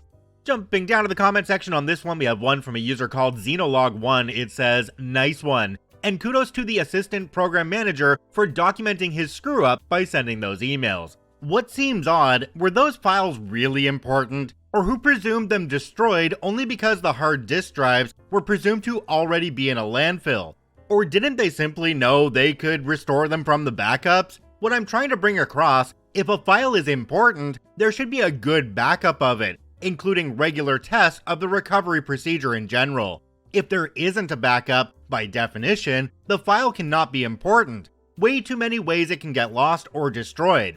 Theft of hardware, hardware error, software error, user error, flood, earthquake, thunderstorm, tornado, malware, to name some possibilities. And even if you consider all of those possibilities as only remotely possible, when the file is lost, it doesn't matter to you and your boss if the chances to lose it were slim or high. Someone will feel the backlash. OP responded to this one and said, "You are correct, there should be backups. There were by the time I retired. Those were important documents. Yes, they assumed the hard disk drives were on their way to a landfill. And yes, I should have said something." It takes a near disaster like this to pound home the necessity of good backups. I have 2 multi-terabyte drives just for this purpose. One is currently connected, the other is inside my Pew safe. Note that while I was not in part of the IT department, I was still tasked with doing the PC upgrade just because. By the way, the first email was sent only to me. I guess the assistant program manager just wanted to reiterate his authority without considering the possible consequences. Another commenter down below called 30 Mile Sniper said, "Received a token reprimand? That doesn't sit well. I've had people trying to blame me for their crap in the past. Each time I drag them in front of witnesses and tear strips off of them." OP responded to this one and said, "The token reprimand was for not telling anyone that I still had the hard disk drives. This in spite of the fact that the assistant program manager told me to either put them in the dumpster or take them home. And both he and his boss originally expressed indifference to their eventual fate. They knew it, and I knew it, so there was not much venom behind the reprimand I received. Yeah, I probably should have mentioned it as soon as the panic set in, but again, I was just complying with their orders."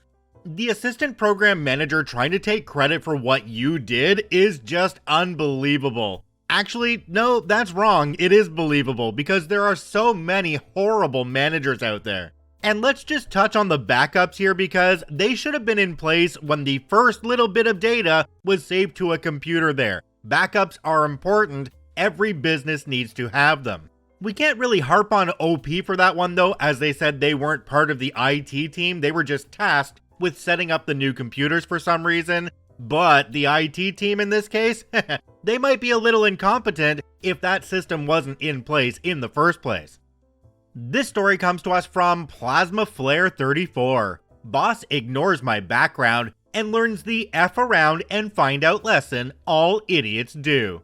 I worked as a care staff for a private company of 250-ish employees that deals with special needs individuals, mental disabilities, and often physical ones. We have day hab facilities and group homes.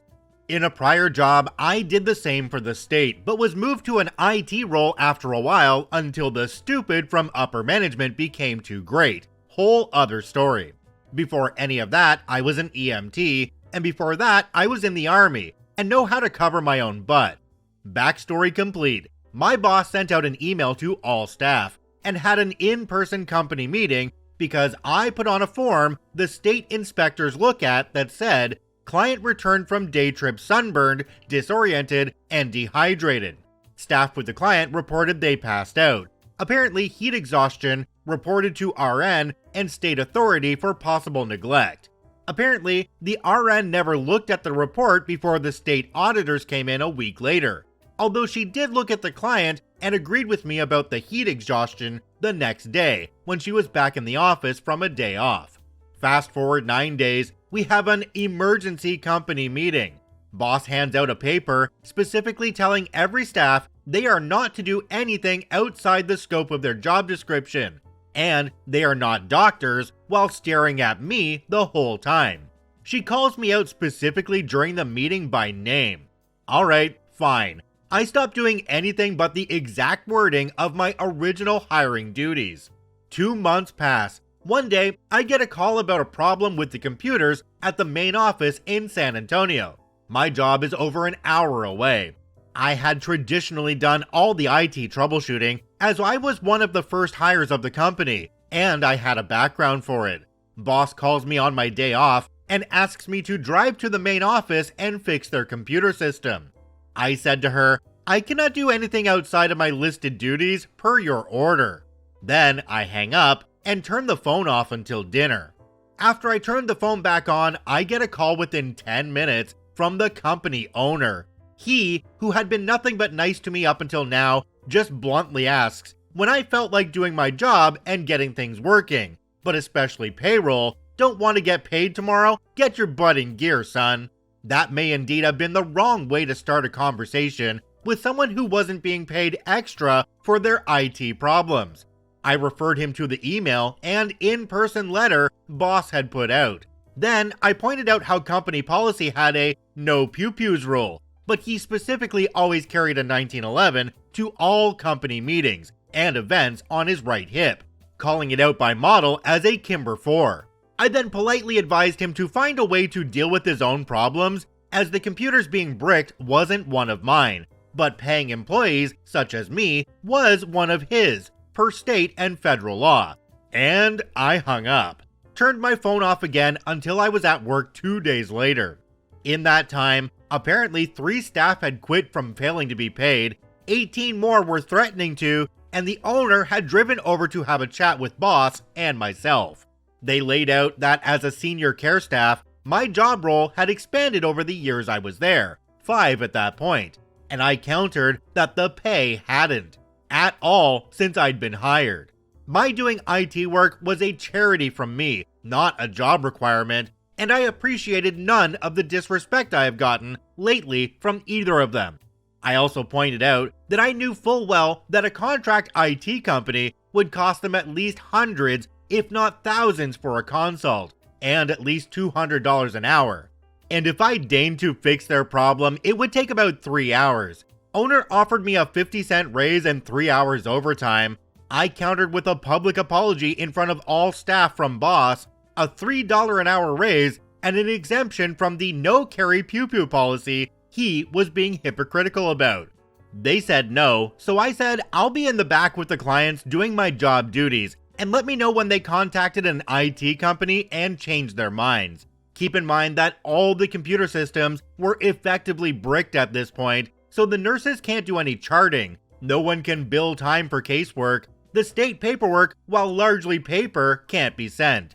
It took them 4 days, who knows how many calls to computer specialists for quotes, and another 8 quitting employees to agree to my conditions, after 4 tries to get me to let go of the concealed carry one. That was their sticking point. I don't carry a pew-pew at work and never have, even though in my state it's totally legal, but it bugged me the absolute hypocrisy of the owner. So I would have given up the raise before that. In the end, it turns out that the owner's wife deleted something she shouldn't have had access to, and it took all of 8 minutes to restore them from backups I personally had on an old hard drive I wasn't using that the company said was an unnecessary cost. Alright, so I'm up in Canada where our pew-pew culture is nowhere near the same as down in the United States, and I completely don't understand why the heck you would ever need to bring a pew-pew in on your hip when you're working in the healthcare industry. What's up with that? I do want to touch on OP only asking for a $3 an hour raise though. For all the extra work they were doing, I would have asked to be on salary instead of being hourly, because if you want to call me in at any time, I need to have a guaranteed wage. This story comes to us from The Bearded Guy. Don't take every second Thursday off? Okay. Many years ago, I worked in aged care as a personal care assistant, the lowest rung of nursing staff, basically responsible for all the physical labor, such as showering residents, assisting them to go to the toilet, getting them in and out of bed, that sort of thing. I loved my job, I genuinely did, and for a while worked at an agency going from place to place before getting poached by a specific nursing home, which is where the Malicious Compliance takes place. I had been working there for about a month, doing 4 days a week, all afternoons 3 to 10 p.m., and 2 of those afternoons were back-to-back Wednesday and Thursday, and this is where the other nurse comes into play. Every second Wednesday, without fail, she would call in about 20 minutes before her shift. The 10 p.m. to 6 a.m. overnight shift was due to begin, leaving no time to get agency staff in to take over. Now, I could wait until they arrived, but by the time they got there, it would likely be after 12, and my trains home would not be running. So in the end, I took on a double shift, 3 p.m. to 7 a.m., leaving me tired mentally and physically trying to get home on a packed morning rush hour train. So, not much fun. But given the other option was to leave my residence without proper care, and that would never ever happen. This meant that by the time I got home, it was around 9:30 a.m., and I couldn't get immediately to sleep due to needing to eat, shower, and do the plethora of tasks needed to be done before going to bed for the day. Meaning I wasn't able to get to sleep until around 12:30, and my train to work left at 1 o'clock. This was obviously untenable, and after trying to do a double followed by a regular shift, sans sleep a few times, I realized I was becoming a danger to my residents, my fellow staff members, and myself due to not being able to maintain concentration.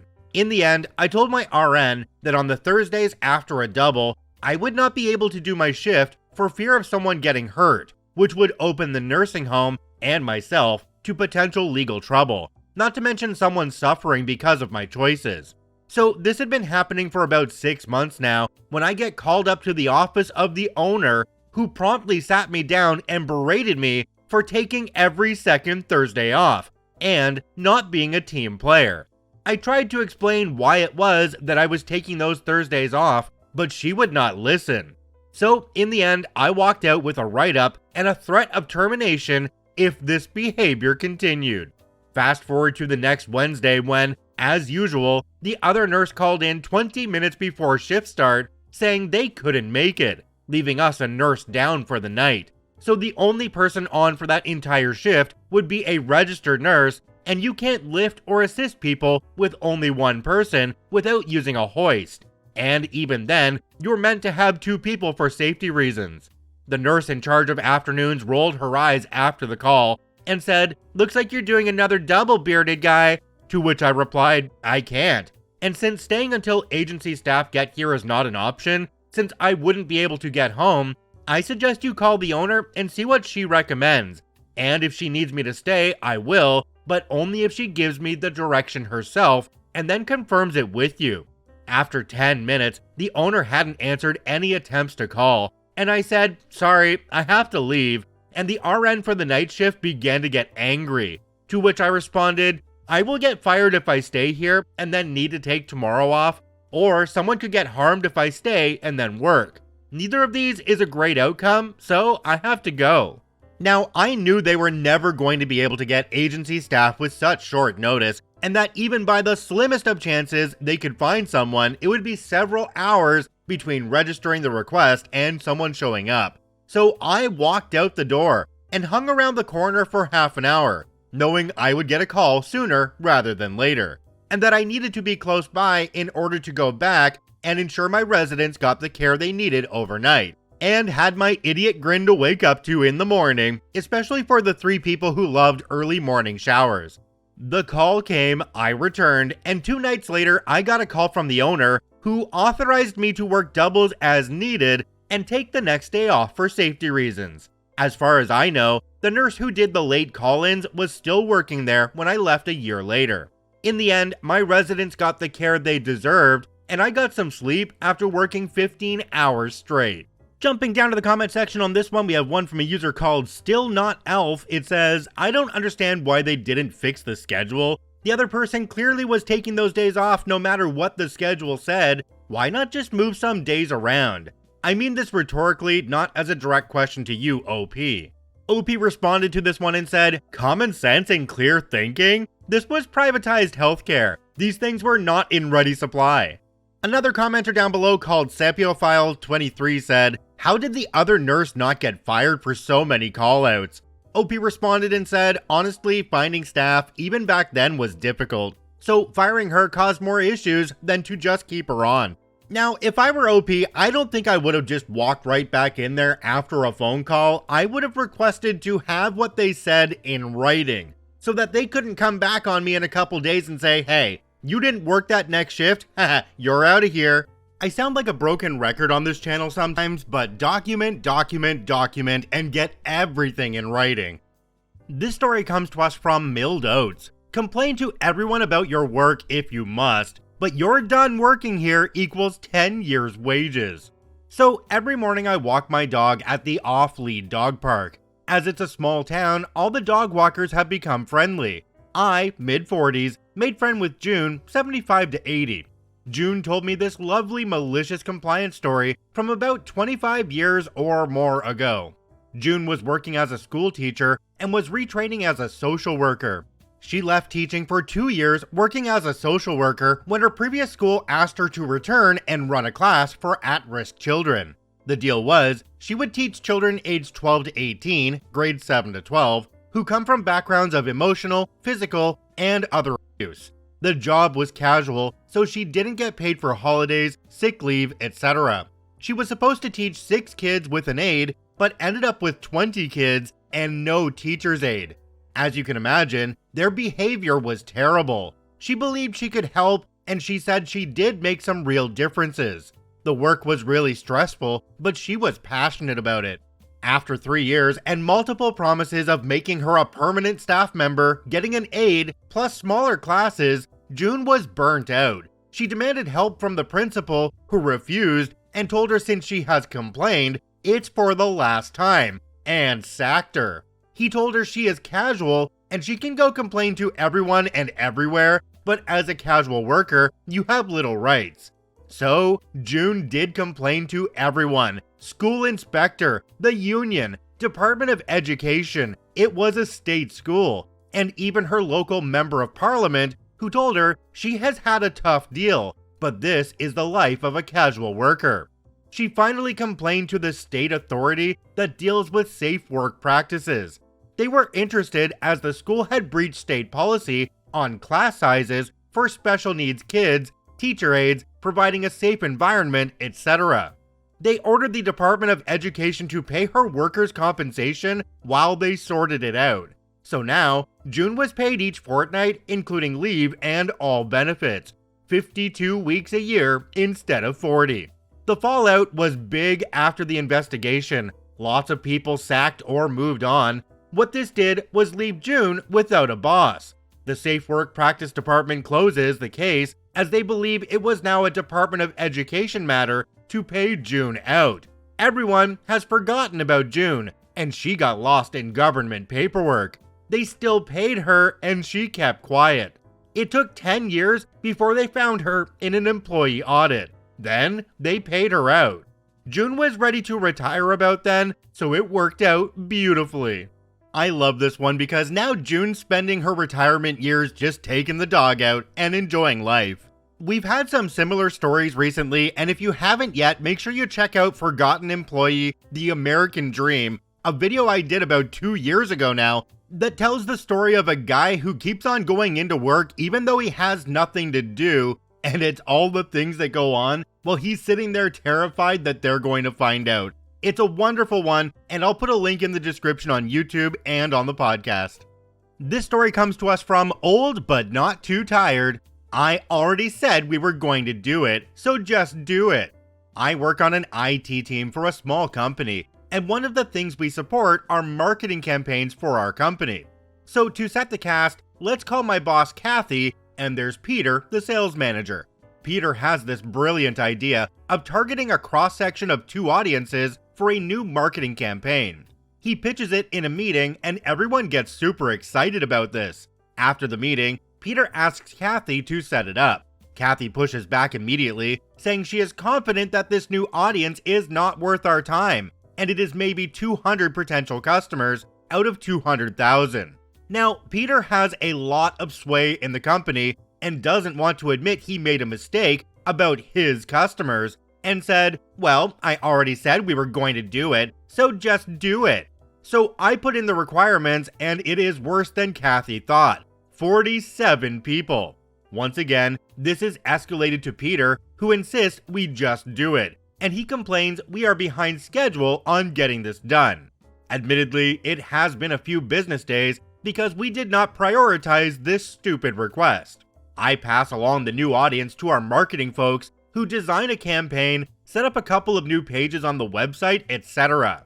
Now, regarding profitability, our average transaction sales are pretty small, but a lot of repeat transactions from our customers. But just with the time I've spent on it, there is no way this campaign is paying even my salary, much less everyone else who spent time on it. Kathy doesn't want me to spend another second on it, but Peter, who again, we have kept in the loop this entire time, wants to see it in our Power BI reports for the sales team and the C-suite. Normally, something this small would be rolled up into an other category, but hey, Peter wants to see it, so I make sure that it is listed. In the update bar chart, there is a line of text at the bottom, no bar associated with it because after 4 weeks, clicks 2, sales 0. I was not at the meeting after this went live, but I heard Peter went on a long spiel about the growth potential of this new campaign. Kathy and I are confident he's going to put it in his self-review about how innovative he is, assuming he still has a job. Jumping down to the comment section on this one, we have one from a user called Cool Beans Chili. It says, a wonderful story. I just hope that you and Kathy have downloaded all the relevant emails to a personal account, just to prevent them from mysteriously disappearing due to Peter following the principal named after him. OP responded to this and said, wow, I had not thought of this, doing it now. Another commenter down below called Tufural said, Peter is a true politician. It doesn't matter what the truth is, he just makes up his own. Peter is the sales manager. That means that they're supposed to be pretty smart about sales and maybe a little bit about marketing as well.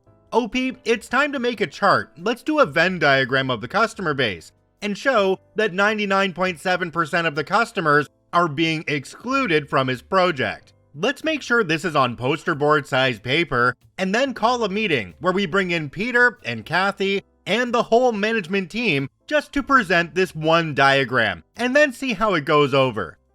This story comes to us from Dark Moon Firelight, using the system to defeat stupid requests.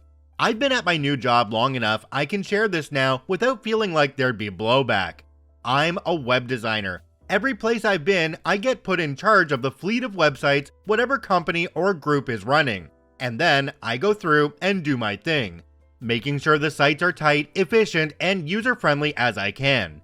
Web design is like any task. Just because you can do something doesn't mean you should. And for websites, that means the designer in charge has to be the arbiter of clutter. If things get to be too much on a page or requests come in that would degrade the UI of the site, we had to reject them. We want sites to be fast, light, and easy to use. Being the person in charge of the sites, I was generally the one to reject requests. We shouldn't do this because X, Y, and Z reasons. I was told by my bosses that I couldn't say no and that I had to be customer focused even when the requests to update the sites were coming from those without technical knowledge or the desire to understand what I was saying and the reason why I wouldn't do something. This could also go over on r/boomers being fools because most of the people that hated me, some younger than them, telling them no, were also of that generational set. Regardless, after a number of times of them getting a no because from me, then going over my head to my boss, and then my boss saying just do it, I had to come up with a solution. If they were going to go around my informal process based on my knowledge and experience, I would formalize it. At the organization I was working at, we had standards which were signed off by the higher-ups and had the word of law and guidance, which did get some sign-offs but didn't go through the lengthy formalization process. Standards you had to follow, but everyone thought guidance worked the same way. That was the loophole. I wrote a 60-page web update guide going over everything in the process, ensuring that any question I'd been asked, anything that needed to get done, any stupid question that had come my way over the previous 2 years was answered. I then got my boss to sign off on it and then sent it around, and also posted it on the internal use portal too. From that point forward, the guide was what we followed. Best part, and this is the malicious part for those wondering, I never had to get any changes to the document approved. It was designed as a living document, and I was the sole person in charge of it. Requester, hey, I want to do this on the page. I go and edit the web update guide to specifically disallow what they were requesting. Oh, I'm sorry. As per the web update guide, we can't do this. Worked like a charm and made my job easier from that day forward. Wait a minute. Did OP just use bureaucracy against the bureaucrats? Let's be completely honest here though, OP did a wonderful job, and something to remember is the best way to deal with red tape is be the one who's holding the tape roll. This story comes to us from Lynxes and Larynxes. Asked to monitor our working hours? If you say so. This malicious compliance happened nearly 10 years ago. The relevant context is that, at the time, one salary for this job was made up of a low basic salary, but a big uplift for the intensity of the job you were working, in terms of working hours outside of 9 to 5 p.m. The way that employers made sure jobs had the correct uplift was through a process known as monitoring. In order for monitoring to be valid, a certain proportion of the employees on that job had to complete a diary of their working hours for 2 weeks. Of course, the diary was on an archaic electronic system, a pain to fill in, finicky, slow, and generally made in a way to make it non-user friendly. In this particular location I was working in, there was one job which everyone dreaded working, because it was widely acknowledged that the workload was extremely high, frequently working 2, 3, or even 4 hours of unpaid overtime every day to get the work done, and this was not adequately reflected in the overall pay. This had been going on for the better part of a decade, and it was abundantly clear that the workload vastly outstripped the compensation. However, every time anyone complained, the employer would hold up their hands and say, "The monitoring doesn't reflect that," often because the threshold proportion of employees filling out the monitoring hadn't been reached, and washed their hands of the situation. They went full, "These are the rules, we're just following them." Essentially, the workers on that particular job were so overworked and the monitoring process so laborious that there was never enough people filling it in to reach the threshold. Cue malicious compliance. My best friend and I were suffering through this job for 4 months, alongside 3 others. In fact, over the course of the year, 15 of us would work that job. It came to the monitoring period, and my best friend and I were meticulous about filling in the monitoring. We logged every single gosh darn second we worked overtime, not missing a day for 2 weeks, Not just that, however, we lit a fire under the butts of everyone else. We texted, called, cajoled, harassed, or otherwise persuaded all of the others on this job to fill out their monitoring accurately too. In fact, we were so driven that all 30 employees filled out their monitoring correctly. Well, the monitoring period ended, and lo and behold, it demonstrated we were being vastly underpaid for our roles, risking big penalties for the employer. Not only that, but it turns out they had fudged the payment rates for a number of other jobs too.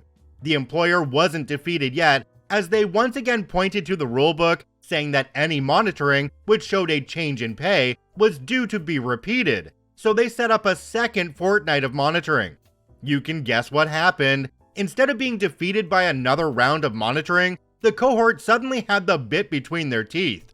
The second fortnight of monitoring, we did significantly less badgering of people because suddenly everyone was rather motivated to do it themselves. The second round of monitoring came and went with the same results as before: significant underpayment. The employer continued to stall, but we pointed at the rulebook they had so often thrown in our face. They ended up having to pay people who were doing the underpaid jobs more to make them up to the correct level of income. Furthermore, the rulebook said that the payments were retroactive for the whole year, so even those who had worked those jobs before monitoring happened got back paid. Overall, I was owed and received nearly £10,000 in back pay. I reckon the employer shelled out the better part of £250,000 in owed pay, all because we stuck to the system like they told us to. It seems like OP and their best friend were the ones to make everybody else realize just how vastly underpaid they were. Sometimes it just takes a person going, "Hey, look at this." No, really, look at it, for people to realize just how much they're getting screwed. Also, there were probably people in that group who just didn't want to rock the boat previously because they didn't know that everybody else was getting screwed in the same way. This just shows how much power there is in great numbers of people. This story comes to us from Ober Newton. Stay in my own lane, you got it. Happened at my last job, but was reminded of it this morning. The backstory: I worked in a middle management position that coordinated an after-hours care program for adults. I had a micromanaging dinosaur for a boss. Let's call her Hetty. Hetty oversaw the day-to-day operations as well, and I shared an office with the direct manager of that program. Given they operated at different times, we often shared clients, but as I did my own admin work during business hours, I often briefly visited the clients in their day activities to ask them about their preferred activities for my program. I had no real opportunity to consult them at any other time, particularly as Hetty decreased my allotted admin time further and further. She just loved tightening the noose and took particular delight in nobody ever being able to get comfortable in their role, firmly believing that if she kept us all on our toes, she would get more work out of us. It was stressful and incredibly draining. Another strict rule of Hetty's was that despite female staff being allowed to provide personal care, showers, changing, etc. to male clients, she did not allow male staff to provide intimate care to female clients. This will be important to the story. And yes, I'm fully aware this was gender discrimination, and I argued the point multiple times, but was overruled. The only thing that Hetty loved more than setting arbitrary rules was catching us out breaking them. It was near impossible to work the position without breaking any of her rules, one of which was that I was not allowed to involve myself in the day service. Involvement basically constituted me being anywhere out of my office and near clients during the day. She would sneak quietly around the building, listening around corners, and then leap out suddenly to catch the offender. One day, one of the clients would be transitioning from day activities straight into my program for the evening. The entire premise of the program was client choice, and as such, I needed to know what my client would like to cook for dinner so I could purchase groceries before I clocked off. I was discussing it with the client when Hetty zoomed in around the door and asked to see me in her office. She dressed me down for interfering in the other program and told me in no uncertain terms that I was to stay completely away from it and in my own lane, or I'd be facing disciplinary action. Fine, I knew it would come back to bite her. Mere days later, the program was winding up for the day with only a few late-staying clients remaining, along with one male worker. One of the female clients had a need for a change of clothing. The male worker came and knocked on the door of my office to let me know the client needed changing. Cue malicious compliance. "Jane needs a change of clothes," I responded loudly, knowing Hetty was next door in her office with the door wide open. "Oh, I'm sorry. I'd love to help, but unfortunately you're currently working with the day program, and I've been expressly instructed I'm not allowed to interfere. Maybe Hetty can help. I'm sure she's in her office." Worker knew all too well the crap we put up with from Hetty, gives me a sly grin, and moves on to Hetty's office to interrupt a phone call she was having because, hey, the client comes first. I dutifully stay at my desk, listening to her ask the worker to seek my assistance, knowing full well that she heard every word of the previous conversation. Worker repeats my refusal to her, and she goes off after much grumbling to assist the client. Of course, Hetty ripped me a new one for not being a team player later on. I simply pointed out her insistence earlier in the week that I not involve myself in any way with the other service. She scoffed and told me I was being deliberately obtuse, and of course, if there was a need, I was duty bound to meet it. I reiterated that it was impossible for me to know which tasks would be deemed dutiful, and therefore innocently followed her instructions to the letter. She had nothing to come back with on this occasion. It did, unfortunately, escalate her bullying with me, but it was on that trajectory regardless. I ultimately burned out a couple of years later and had to leave, but that one act of malicious compliance remains a bright spot in what was otherwise almost a decade of appalling treatment. I've been in a new role for over 2 years where I have incredibly supportive management and colleagues, but I still see Hetty around, and every time I flip her the bird.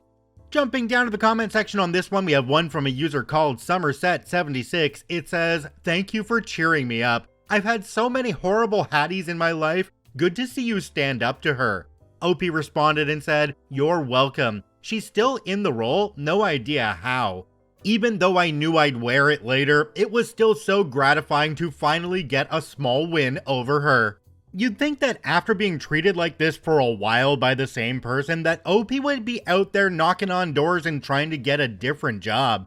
I understand that job markets can be crap, and I also understand that you can get attached to the people you're caring for and might not want to leave them to ensure they're getting the best care.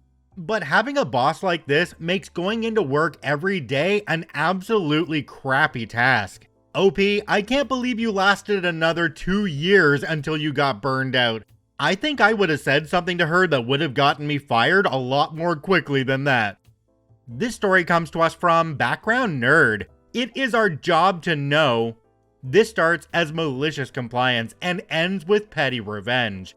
It's a fairly long story, but I think I can keep to the essentials. A place I worked at in 2004 had 3 DBA teams, database admins.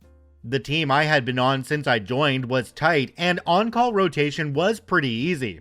If anyone got paged for a database that you were the primary on, then you had to buy the team drinks. You rarely got paged. So, end of an era. Do you remember Al Bundy doing commercials to save big money on long-distance phone calls? That was us. Cell phones and free long-distance put us under. During the death throes, they had massive layoffs and combined 30 DBAs on 3 teams into one team of 7. I made the cut. However, they refused to offline any systems, so the workload of 30 remained. My old boss did not make the cut, and my new boss was a toxic butt kisser. I don't even care anymore. His name was Steve. Worst boss ever. He would defend anyone but someone on his team. I believe he legit thought throwing his people under every bus made him a team player. Other departments quickly figured out, blame them, and he will blame his people. So they did. My first on-call rotation on this new combined team was utter hell. The pager went off every 10 to 15 minutes. Messages like, Job 104, completed step 5. Job 110, starting step 12. Job 110, completed step 12. In case you did not know, 1. These are not things you page out for. 2. I have no idea what any of those jobs are, where they are kept, or what to do about them if they should fail. No idea. On and on all night long. You can't ignore them as you might miss a real message about an actual database problem. So you get zero sleep, and with the diminished staff, they expect you there the next day. When I started ranting the next day, the folks left from that particular team said it's always been that way. That was nuts, and we are short-staffed, so I set out to fix the problem. I looked at every message that got sent to the DBA pager queue and added the prefixes info or warn to every message, kept it short for the pager. Then I changed the pager daemon to route anything starting with info to email and only route warn to pagers. Worked like a champ. We went from 50 pages a night to maybe one per night and often none. One day, a team meeting was called and Boss Steve was upset that a print job had failed and our on-call person, me, did not respond. Why would I respond to a print job failure? We database admins have nothing to do with that. When you get a page, you respond, period. Why would I get a page that a print job failed? Because we always have. Didn't you get the page? Oh, that. No, I fixed that a while back. DBAs only get paged for DBA stuff now. What? You need to put it back the way it was. Okay, I am cutting a bunch out here for brevity. I said no. The people who are actually responsible should get paged, not us. We ended up in a shouting match. He was yelling he would take me to HR, and I told him that worked both ways as he was flat out abusing us and not letting us sleep, and expecting us in at 8 a.m. sharp. That slowed him down a little, and then he calmly said, "Our department must know everything that happens overnight so we can answer for it in the morning. Make sure we get the pages." Oh, the evil light bulb went off. I smiled and said, "Yes, sir." Ding, ding, ding. Our department, eh? We, eh? Okie dokie then. I reworked the pager daemon so that all pages went to his pager, but left the code that only routed warn to the on-call pager in place. Now we and our department know everything that happens overnight. Yes, I am so very proud of that one. I slept soundly that night. The next morning, I kept waiting for him to come over and either tear into me again or admit it was a horrible night, that he did not grasp how bad it was. But now, let's get a better fix in place. I was disappointed. He said nothing to me at all. Did he get all those pages? I double-checked that everything was routed to his pager, and it was. He just would not admit he was wrong. I was impressed. I thought he was tough but stupid, getting all those pages every night and never saying a word. End of Malicious Compliance. Start Petty Revenge. A few weeks later, I was doing an upgrade outage overnight. We were getting to a critical point and needed a decision to roll back or continue and exceed the outage window. I paged him several times. No answer. We all sleep through pages from time to time, so I rolled back and emailed all concerned. No big, but he never got back to me. That was odd. The next Monday, I mentioned it to the team, and several folks said, yeah, he does not answer pages after hours anymore. Haha, he was not tough. He just started turning his pager off before bed. Still too chicken to admit he was wrong. A few weeks later, I was on call again, and late Sunday night, I got paged to come in immediately. To keep it brief, the system that went down was a federally mandated system with severe financial penalties for downtime beyond a limit. We were reaching that limit. It was a huge amount of money. All hands on deck. Even the CEO and CIO were there. Developers, sysadmins, network, security, and DBA with their bosses, with one exception, were all on laptops in the conference room. This was big. Thank gosh it was not a DB problem. It turned out to be network. The CIO said he appreciated us and wanted us all there until it was resolved, just in case. No problem. Sometimes that is the life we choose. At about 5 a.m. on Monday after a long night, the CIO says to me, "Hey, I have paged your boss like a dozen times. He's not answering." Oh, glorious day. With a shrug, I very casually say, "Oh, yeah, Steve never answers pages at night."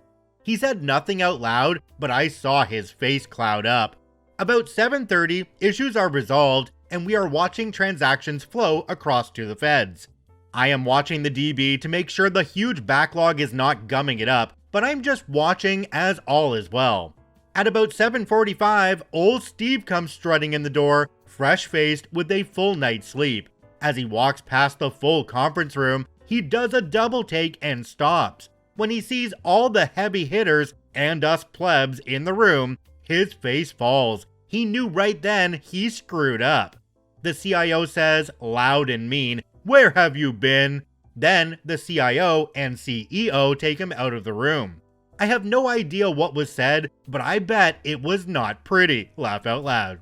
The CIO and CEO come back in about 10 minutes. They heartily thanked us all for the dedication, then sent us home and said don't come back until tomorrow. Good leaders.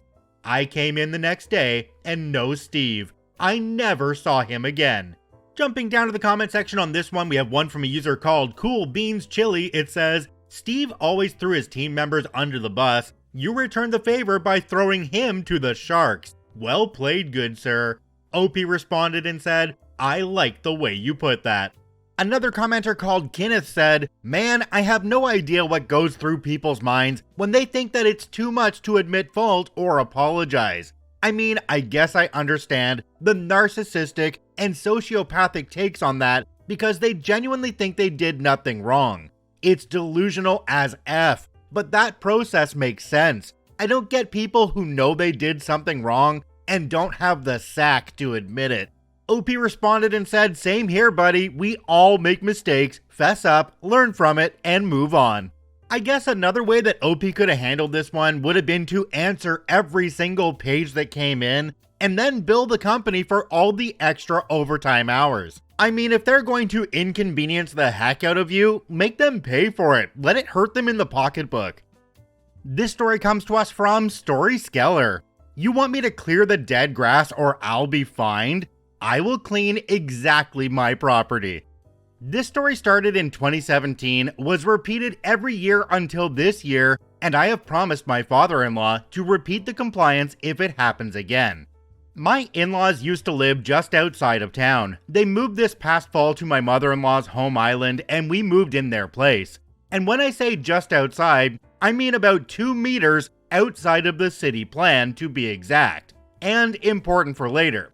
The city plan reached up to the middle of the dirt road that separated their property with the neighboring one.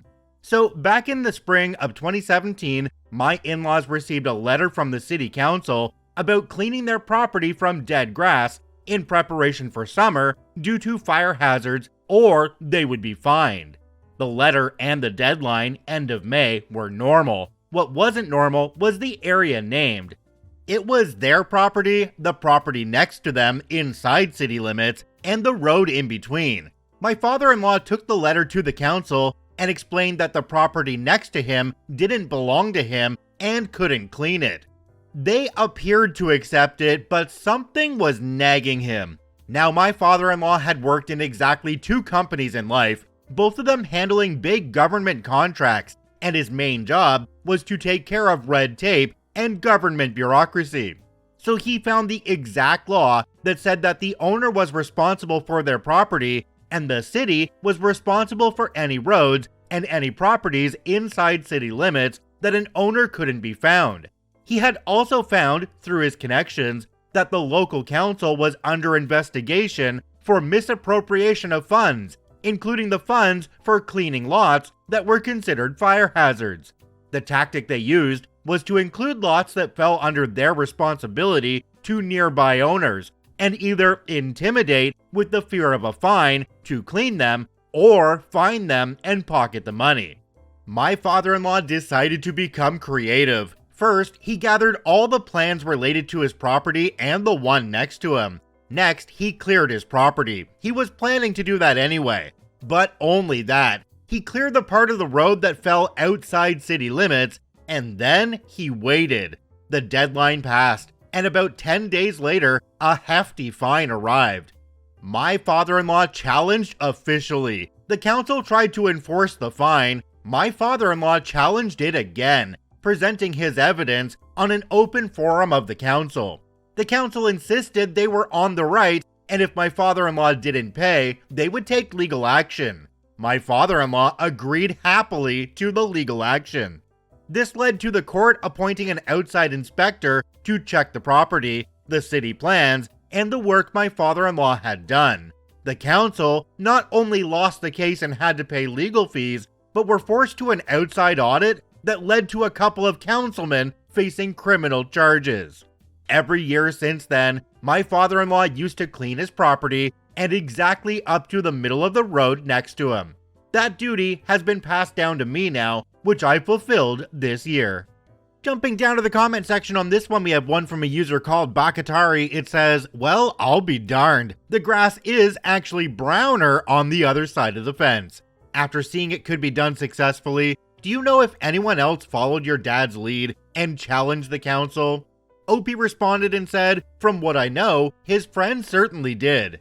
The fact that they couldn't find the owners of the property that was actually within the city limits was interesting to me, so I looked into adverse possession, which is a legal doctrine that allows a person to claim ownership of land under certain conditions. My thoughts on that being, OP has documentation from the city asking them to clear both lots like they're the owners of the lot already. If they were to do this and get past the years needed for adverse possession, they might be able to take ownership of that property and either sell it off or rent it out. Adverse possession law states 5 to 20 years. I'm not sure exactly what it is where OP is, but that could be a long game that OP might want to play. This story comes to us from a deleted account. Principal told me to instruct courses I was not trained to teach or look for another job, so I did. I've been teaching for 6 years, at my last school for 2 years. I have a BA in history and an MA in education.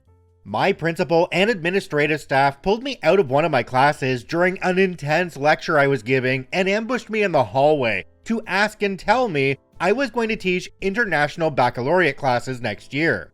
For those unaware, international baccalaureate courses are intense classes for high school students that last from 1 to 2 years. These classes are intense, requiring what some teachers have said to be the time equivalent of a part-time job for them to plan and prepare, without additional pay and not part of my contract. For context, within the first 2 weeks of working at this school, I noticed the other side of the pendulum. The students with learning challenges were being pushed aside in order to achieve the principal's goals of becoming an elite IB school. I began advocating for these students and offered to teach co-taught class with a special education teacher in order to help these students achieve. It was a great success, seeing many of the former troubled students actively being engaged in class. And through the grapevine, I was told I was one of their favorite teachers since I got them. After the first semester, I heavily petitioned the staff to allow me to teach more of these specialized classes across my department. Here's the deal. There was no change in the curriculum, just in how I presented it to the shared class. Anyhow, the principal shot down my idea, but allowed me to continue with my lone class for the next year. Back to the present. After the ambush, I went home and talked it over with my wife. She is my rock and understood that I was troubled with the additional task of basically adding an additional 15 hours of work a week to my schedule. She said, "Go with your heart." The next week, I scheduled a meeting with the principal. I told him I was unprepared to teach the IB course this year, but if he would give me this year to prepare the additional materials and create a curriculum, I would be good to go for the next. I also asked if there were any other additional classes he would like for me to put together to teach next year. He said, "No, teach this course next year or look for another job." I asked about additional co-taught courses for the shared students who were overlooked. He said they were not important. I reminded him, yet again, I was currently working towards my PhD in history in order to teach college-level courses in high school, so students could get a dual credit and a jump on college and tech schools. He laughed at me and said, I quote, "None of the additional education you've taken since you started working here benefits the school at all. No one cares." This took the wind out of me. I love teaching. All of the additional work, time, and effort spent away from my family has been in order to be a better teacher, a better example for my students. I told him I would need to think about this and quietly left the room. I took the next day off, spending time with my family and speaking with my therapist. I'm very lucky to have a wonderful support system. I went back to work after that, and there were a number of staff that spoke to me privately. They agreed what he said was shameful. They shared that I was not the only teacher he spoke to this way, from changing failing grades to passing, to having teachers sponsor multiple extracurricular clubs without pay. I went to my union rep and added my statement to his ever-growing pile of staff statements about the principal. I assured him I was willing to go to the school board, etc. Just give me a call. Yep, I decided I was done. I wrote the principal an outstanding resignation letter full of positivity and thanking him for the wonderful opportunity to work at his school and to have learned from his outstanding example of leadership. Did I also mention I forwarded the email to the entire staff? There was no way he could publicly respond negatively to my resignation, and he was furious. The majority of the staff knew what was going on. There were many smiles and fist bumps. I was told by the office staff later there were 5 other teachers that resigned, making this the biggest turnover in staff in a decade. The principal now has to go before the school board next month to explain what is happening at his school. I wonder if I'm going to get a call. Jumping down to the comment section on this one, there's one from a user called LostAllDoubt86. It says, "Can you work in a low-income district? They are always looking for highly qualified teachers, and my school specifically makes room for making sure struggling students have every opportunity." OP responded and said, "That is the plan." OP, don't wait for the phone call. Don't give him any chance to escape this mess. Keep the pressure on. Write a detailed letter to the school board about all your experiences with him. Contact the other teachers who have left, and consider creating a letter that includes multiple signatures at the bottom. This is your opportunity. See it through to the end. This story comes to us from Manchuck. Sure, I'll make it louder for you. In my 20s, I spent my weekends as a soundboard operator for a local community theater. After all the mics were set up, it was pretty simple and I really enjoyed it. One actor made a request to be able to hear herself on stage. Now, before I continue, I need to explain how the soundboard works. Basically, there are 2 sets of volume controls. One is the fader, you know this as those sliders, which controls how loud that channel is going to be to the audience. Above those are a bunch of knobs which will direct the sound to other speakers. We use these to direct sound to the orchestra so the conductor knows where we are in the show, the dressing room so the actors know, and to some speakers pointed on stage, called monitors, which allows the actors to hear the orchestra. These fall into one of 2 groups, pre-fade and post-fade. Pre-fade means that the volume would stay the same level no matter what the fader was set to, and post-fade is just the opposite. We would pipe the orchestra into the pre-fade since there are not a lot of mics that can pick up ambient noise, band members talking for example. The monitors on the stage were plugged into the pre-fade channel. Once we set those levels, we never had to touch them, which made it easier to focus on what was happening on stage. Since this actor wanted to hear herself while on stage, it meant that I had to add her to that pre-fade channel. This meant that when she got on or off stage, I not only had to slide the fader down, but also turn the knob to avoid picking up what was happening in the dressing room. This was NBD, as I had time to make all the adjustments. However, she kept complaining that she couldn't hear herself, so I would make small adjustments trying to find the right balance. But each time she got off stage, she would say that it was not loud enough. One show, I had the volume up so loud that it made her sound very muted in the house since I had to turn her down in the house, and yet she still complained it was not loud enough. It was so loud that I went backstage but didn't even make it that far. It was so loud I heard her through 4 rooms with cement walls. That's when I came up with a plan. The next day, I set the monitor level at a reasonable volume. Let's say it was 10 o'clock on the dial. She complained again that it was not loud enough. So instead of turning her up, I turned the dial down to 8 o'clock. After she got off stage, I asked her if it was better. She didn't say it was worse, but she wanted louder. I turned it back to 10 o'clock, the level I wanted her at. After she got off stage that time, she exclaimed that it was just perfect and to keep it there. After that, I kept it at 10 o'clock and she never complained again.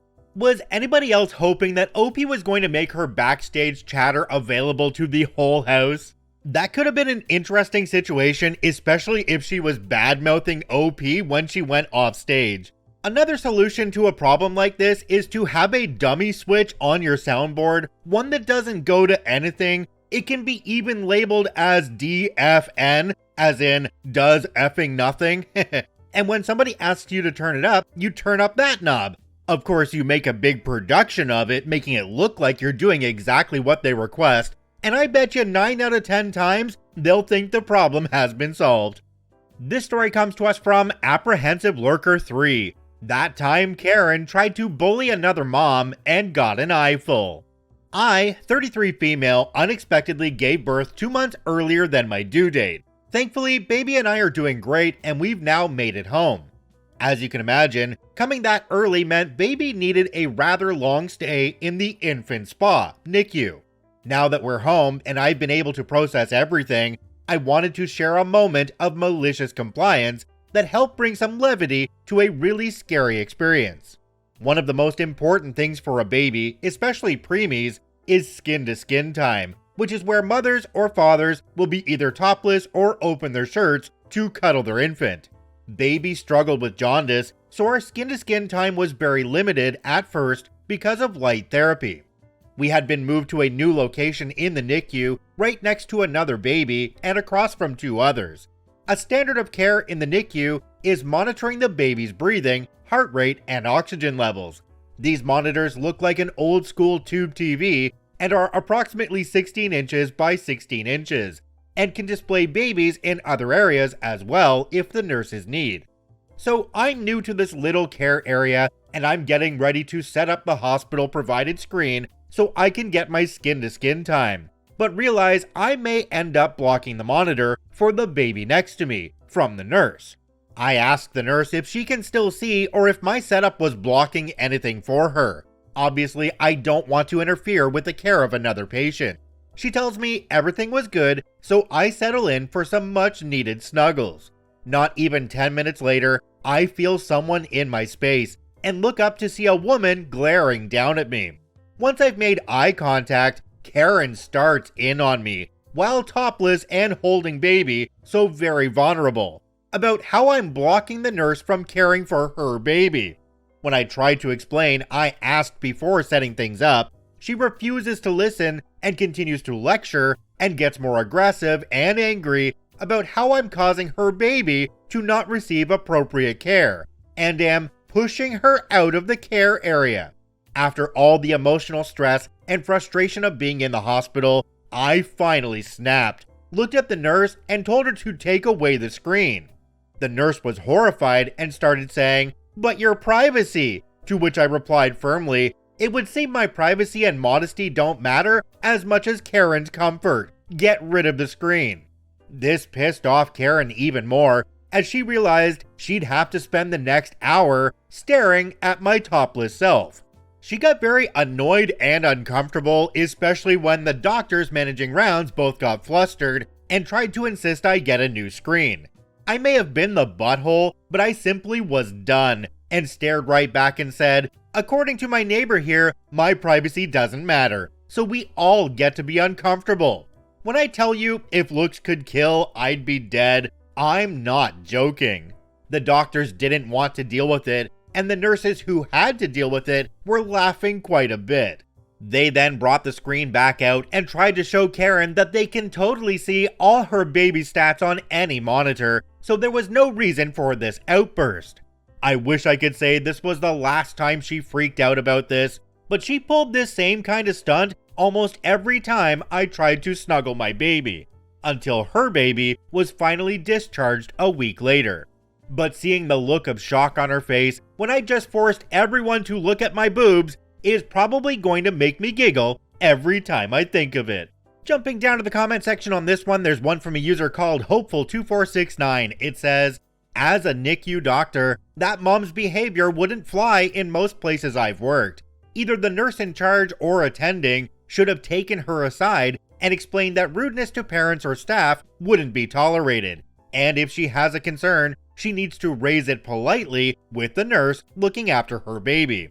I've worked in several places that have a yellow card, red card system. First episodes of rudeness, inappropriate behavior gets you a warning. Second gets you a yellow card. That may mean some visiting restrictions, and also that further actions will have you banned. Red card gets you banned for visiting. It's exceptionally rare that parents are ever completely banned, especially from somewhere like a NICU, where parents are a key part of the baby's development. But I have come across it on 1 or 2 occasions. Usually, the restrictions and showing that you mean business are enough to bring people back into the realms of reasonable and appropriate behavior, before it gets to the complete banning stage. Sorry you experienced this, but well done for dealing with it, and congrats on your little one. I agree with this commenter that this woman was not handled properly by the staff in that NICU. But I also want to comment that I don't think we should be calling this woman Karen right away. She is in the hospital with her baby in a NICU. She's going through one of the most stressful times of her life. It is extremely scary having a child staying in the NICU. I know this from experience. And different people handle that stress in very different ways. So I'd say the major issue in this story was with the way that the staff handled the situation, and not with the lady we're calling Karen herself. This story comes to us from Dry Lawyer 1931, A New Start. I worked for a company for 20 years and was in lower management, and the company had been taken over. So we went from a local company who cared for the staff to a big worldwide one. If I say so myself, I was good at my job, as I had been doing it since I left school, and knew lots of people in the industry, and also had a good memory for the product, so would get calls from other stores. We did not get pay raises, and they cut our bonuses, so we went from the best paid to the worst paid. The company struggled to get staff, but my department was fully staffed, even though some they could have got paid more working for someone else. They said they liked having me as a boss, and I would look after them with the odd lunch paid out of my own pocket. The company made good profits, and the upper management did well out of it, with bonuses more than my annual wage. However, the pressure was increasing with more expected all the time, working long hours, up to 60 hours, and some of those unpaid, and working in an outdated facility which would become unbearably hot during summer. If you complained about wages or conditions, they often would tell the staff, if you don't like it, find another job. Many did just that, but I stayed out of some misguided loyalty. I got furloughed for part of the COVID, and my health and well-being had improved while I was not there, but started to go downhill when I returned. I went for a few job interviews, but within the same sort of job. I realized I did not want to do that sort of work anymore, even when I was offered the jobs. People at other stores at the same level started to retire, as they had enough too. By chance, a local job came up doing something with much less hours, and the pay was slightly less, but I would save on fuel as I could walk to work. And totally different to what I had done, but I had the skills they needed. In the end, I got the job and handed in my notice. At first, they tried to persuade me to stay and then work extra notice, but I said no and reminded them of all the times they had told staff, if you do not like it, leave. I let it be known indirectly that if they made it difficult to leave, I would cause a fuss with HR, and none of the bosses wanted that. They then decided to recruit a replacement for me, and I helped with the first interviews and found someone who could do the job. But another manager did not want him, as he decided he wanted his friend to join. My boss told one of the staff that they never thought I would leave, even though I had said I had enough a few times. How wrong they were. So I left and my replacement joined, and since then, the staff I trained have left too, causing them a lot of issues. The customers complain about the service and that he knows nothing about the products. A few people had my mobile and were shocked when they rang up, only for me to tell them I do not work there anymore. I had a pay rise after 6 months at my new company, my mental health has been good, and I'm on more money than for all the heck I had to put up with before. And I found out my replacement took the job on more money than me, or he would not go there. I wish I had done it sooner. I think a lot of managers out there assume that their employees need the jobs a lot more than they actually do. So when they make a comment to an employee like, if you don't like it, find another job, they don't think that the employee's just going to up and leave. Managers, be careful what you tell people because they just might do exactly what you say. If you enjoy daily Reddit stories, I encourage you to follow and add us to the favorites on whichever podcasting platform you enjoy the most. And if you're watching on YouTube, please hit that subscribe button and drop a like on the video. It really helps us out. I thank you for watching and listening. I hope you have a wonderful day, and we'll see you tomorrow.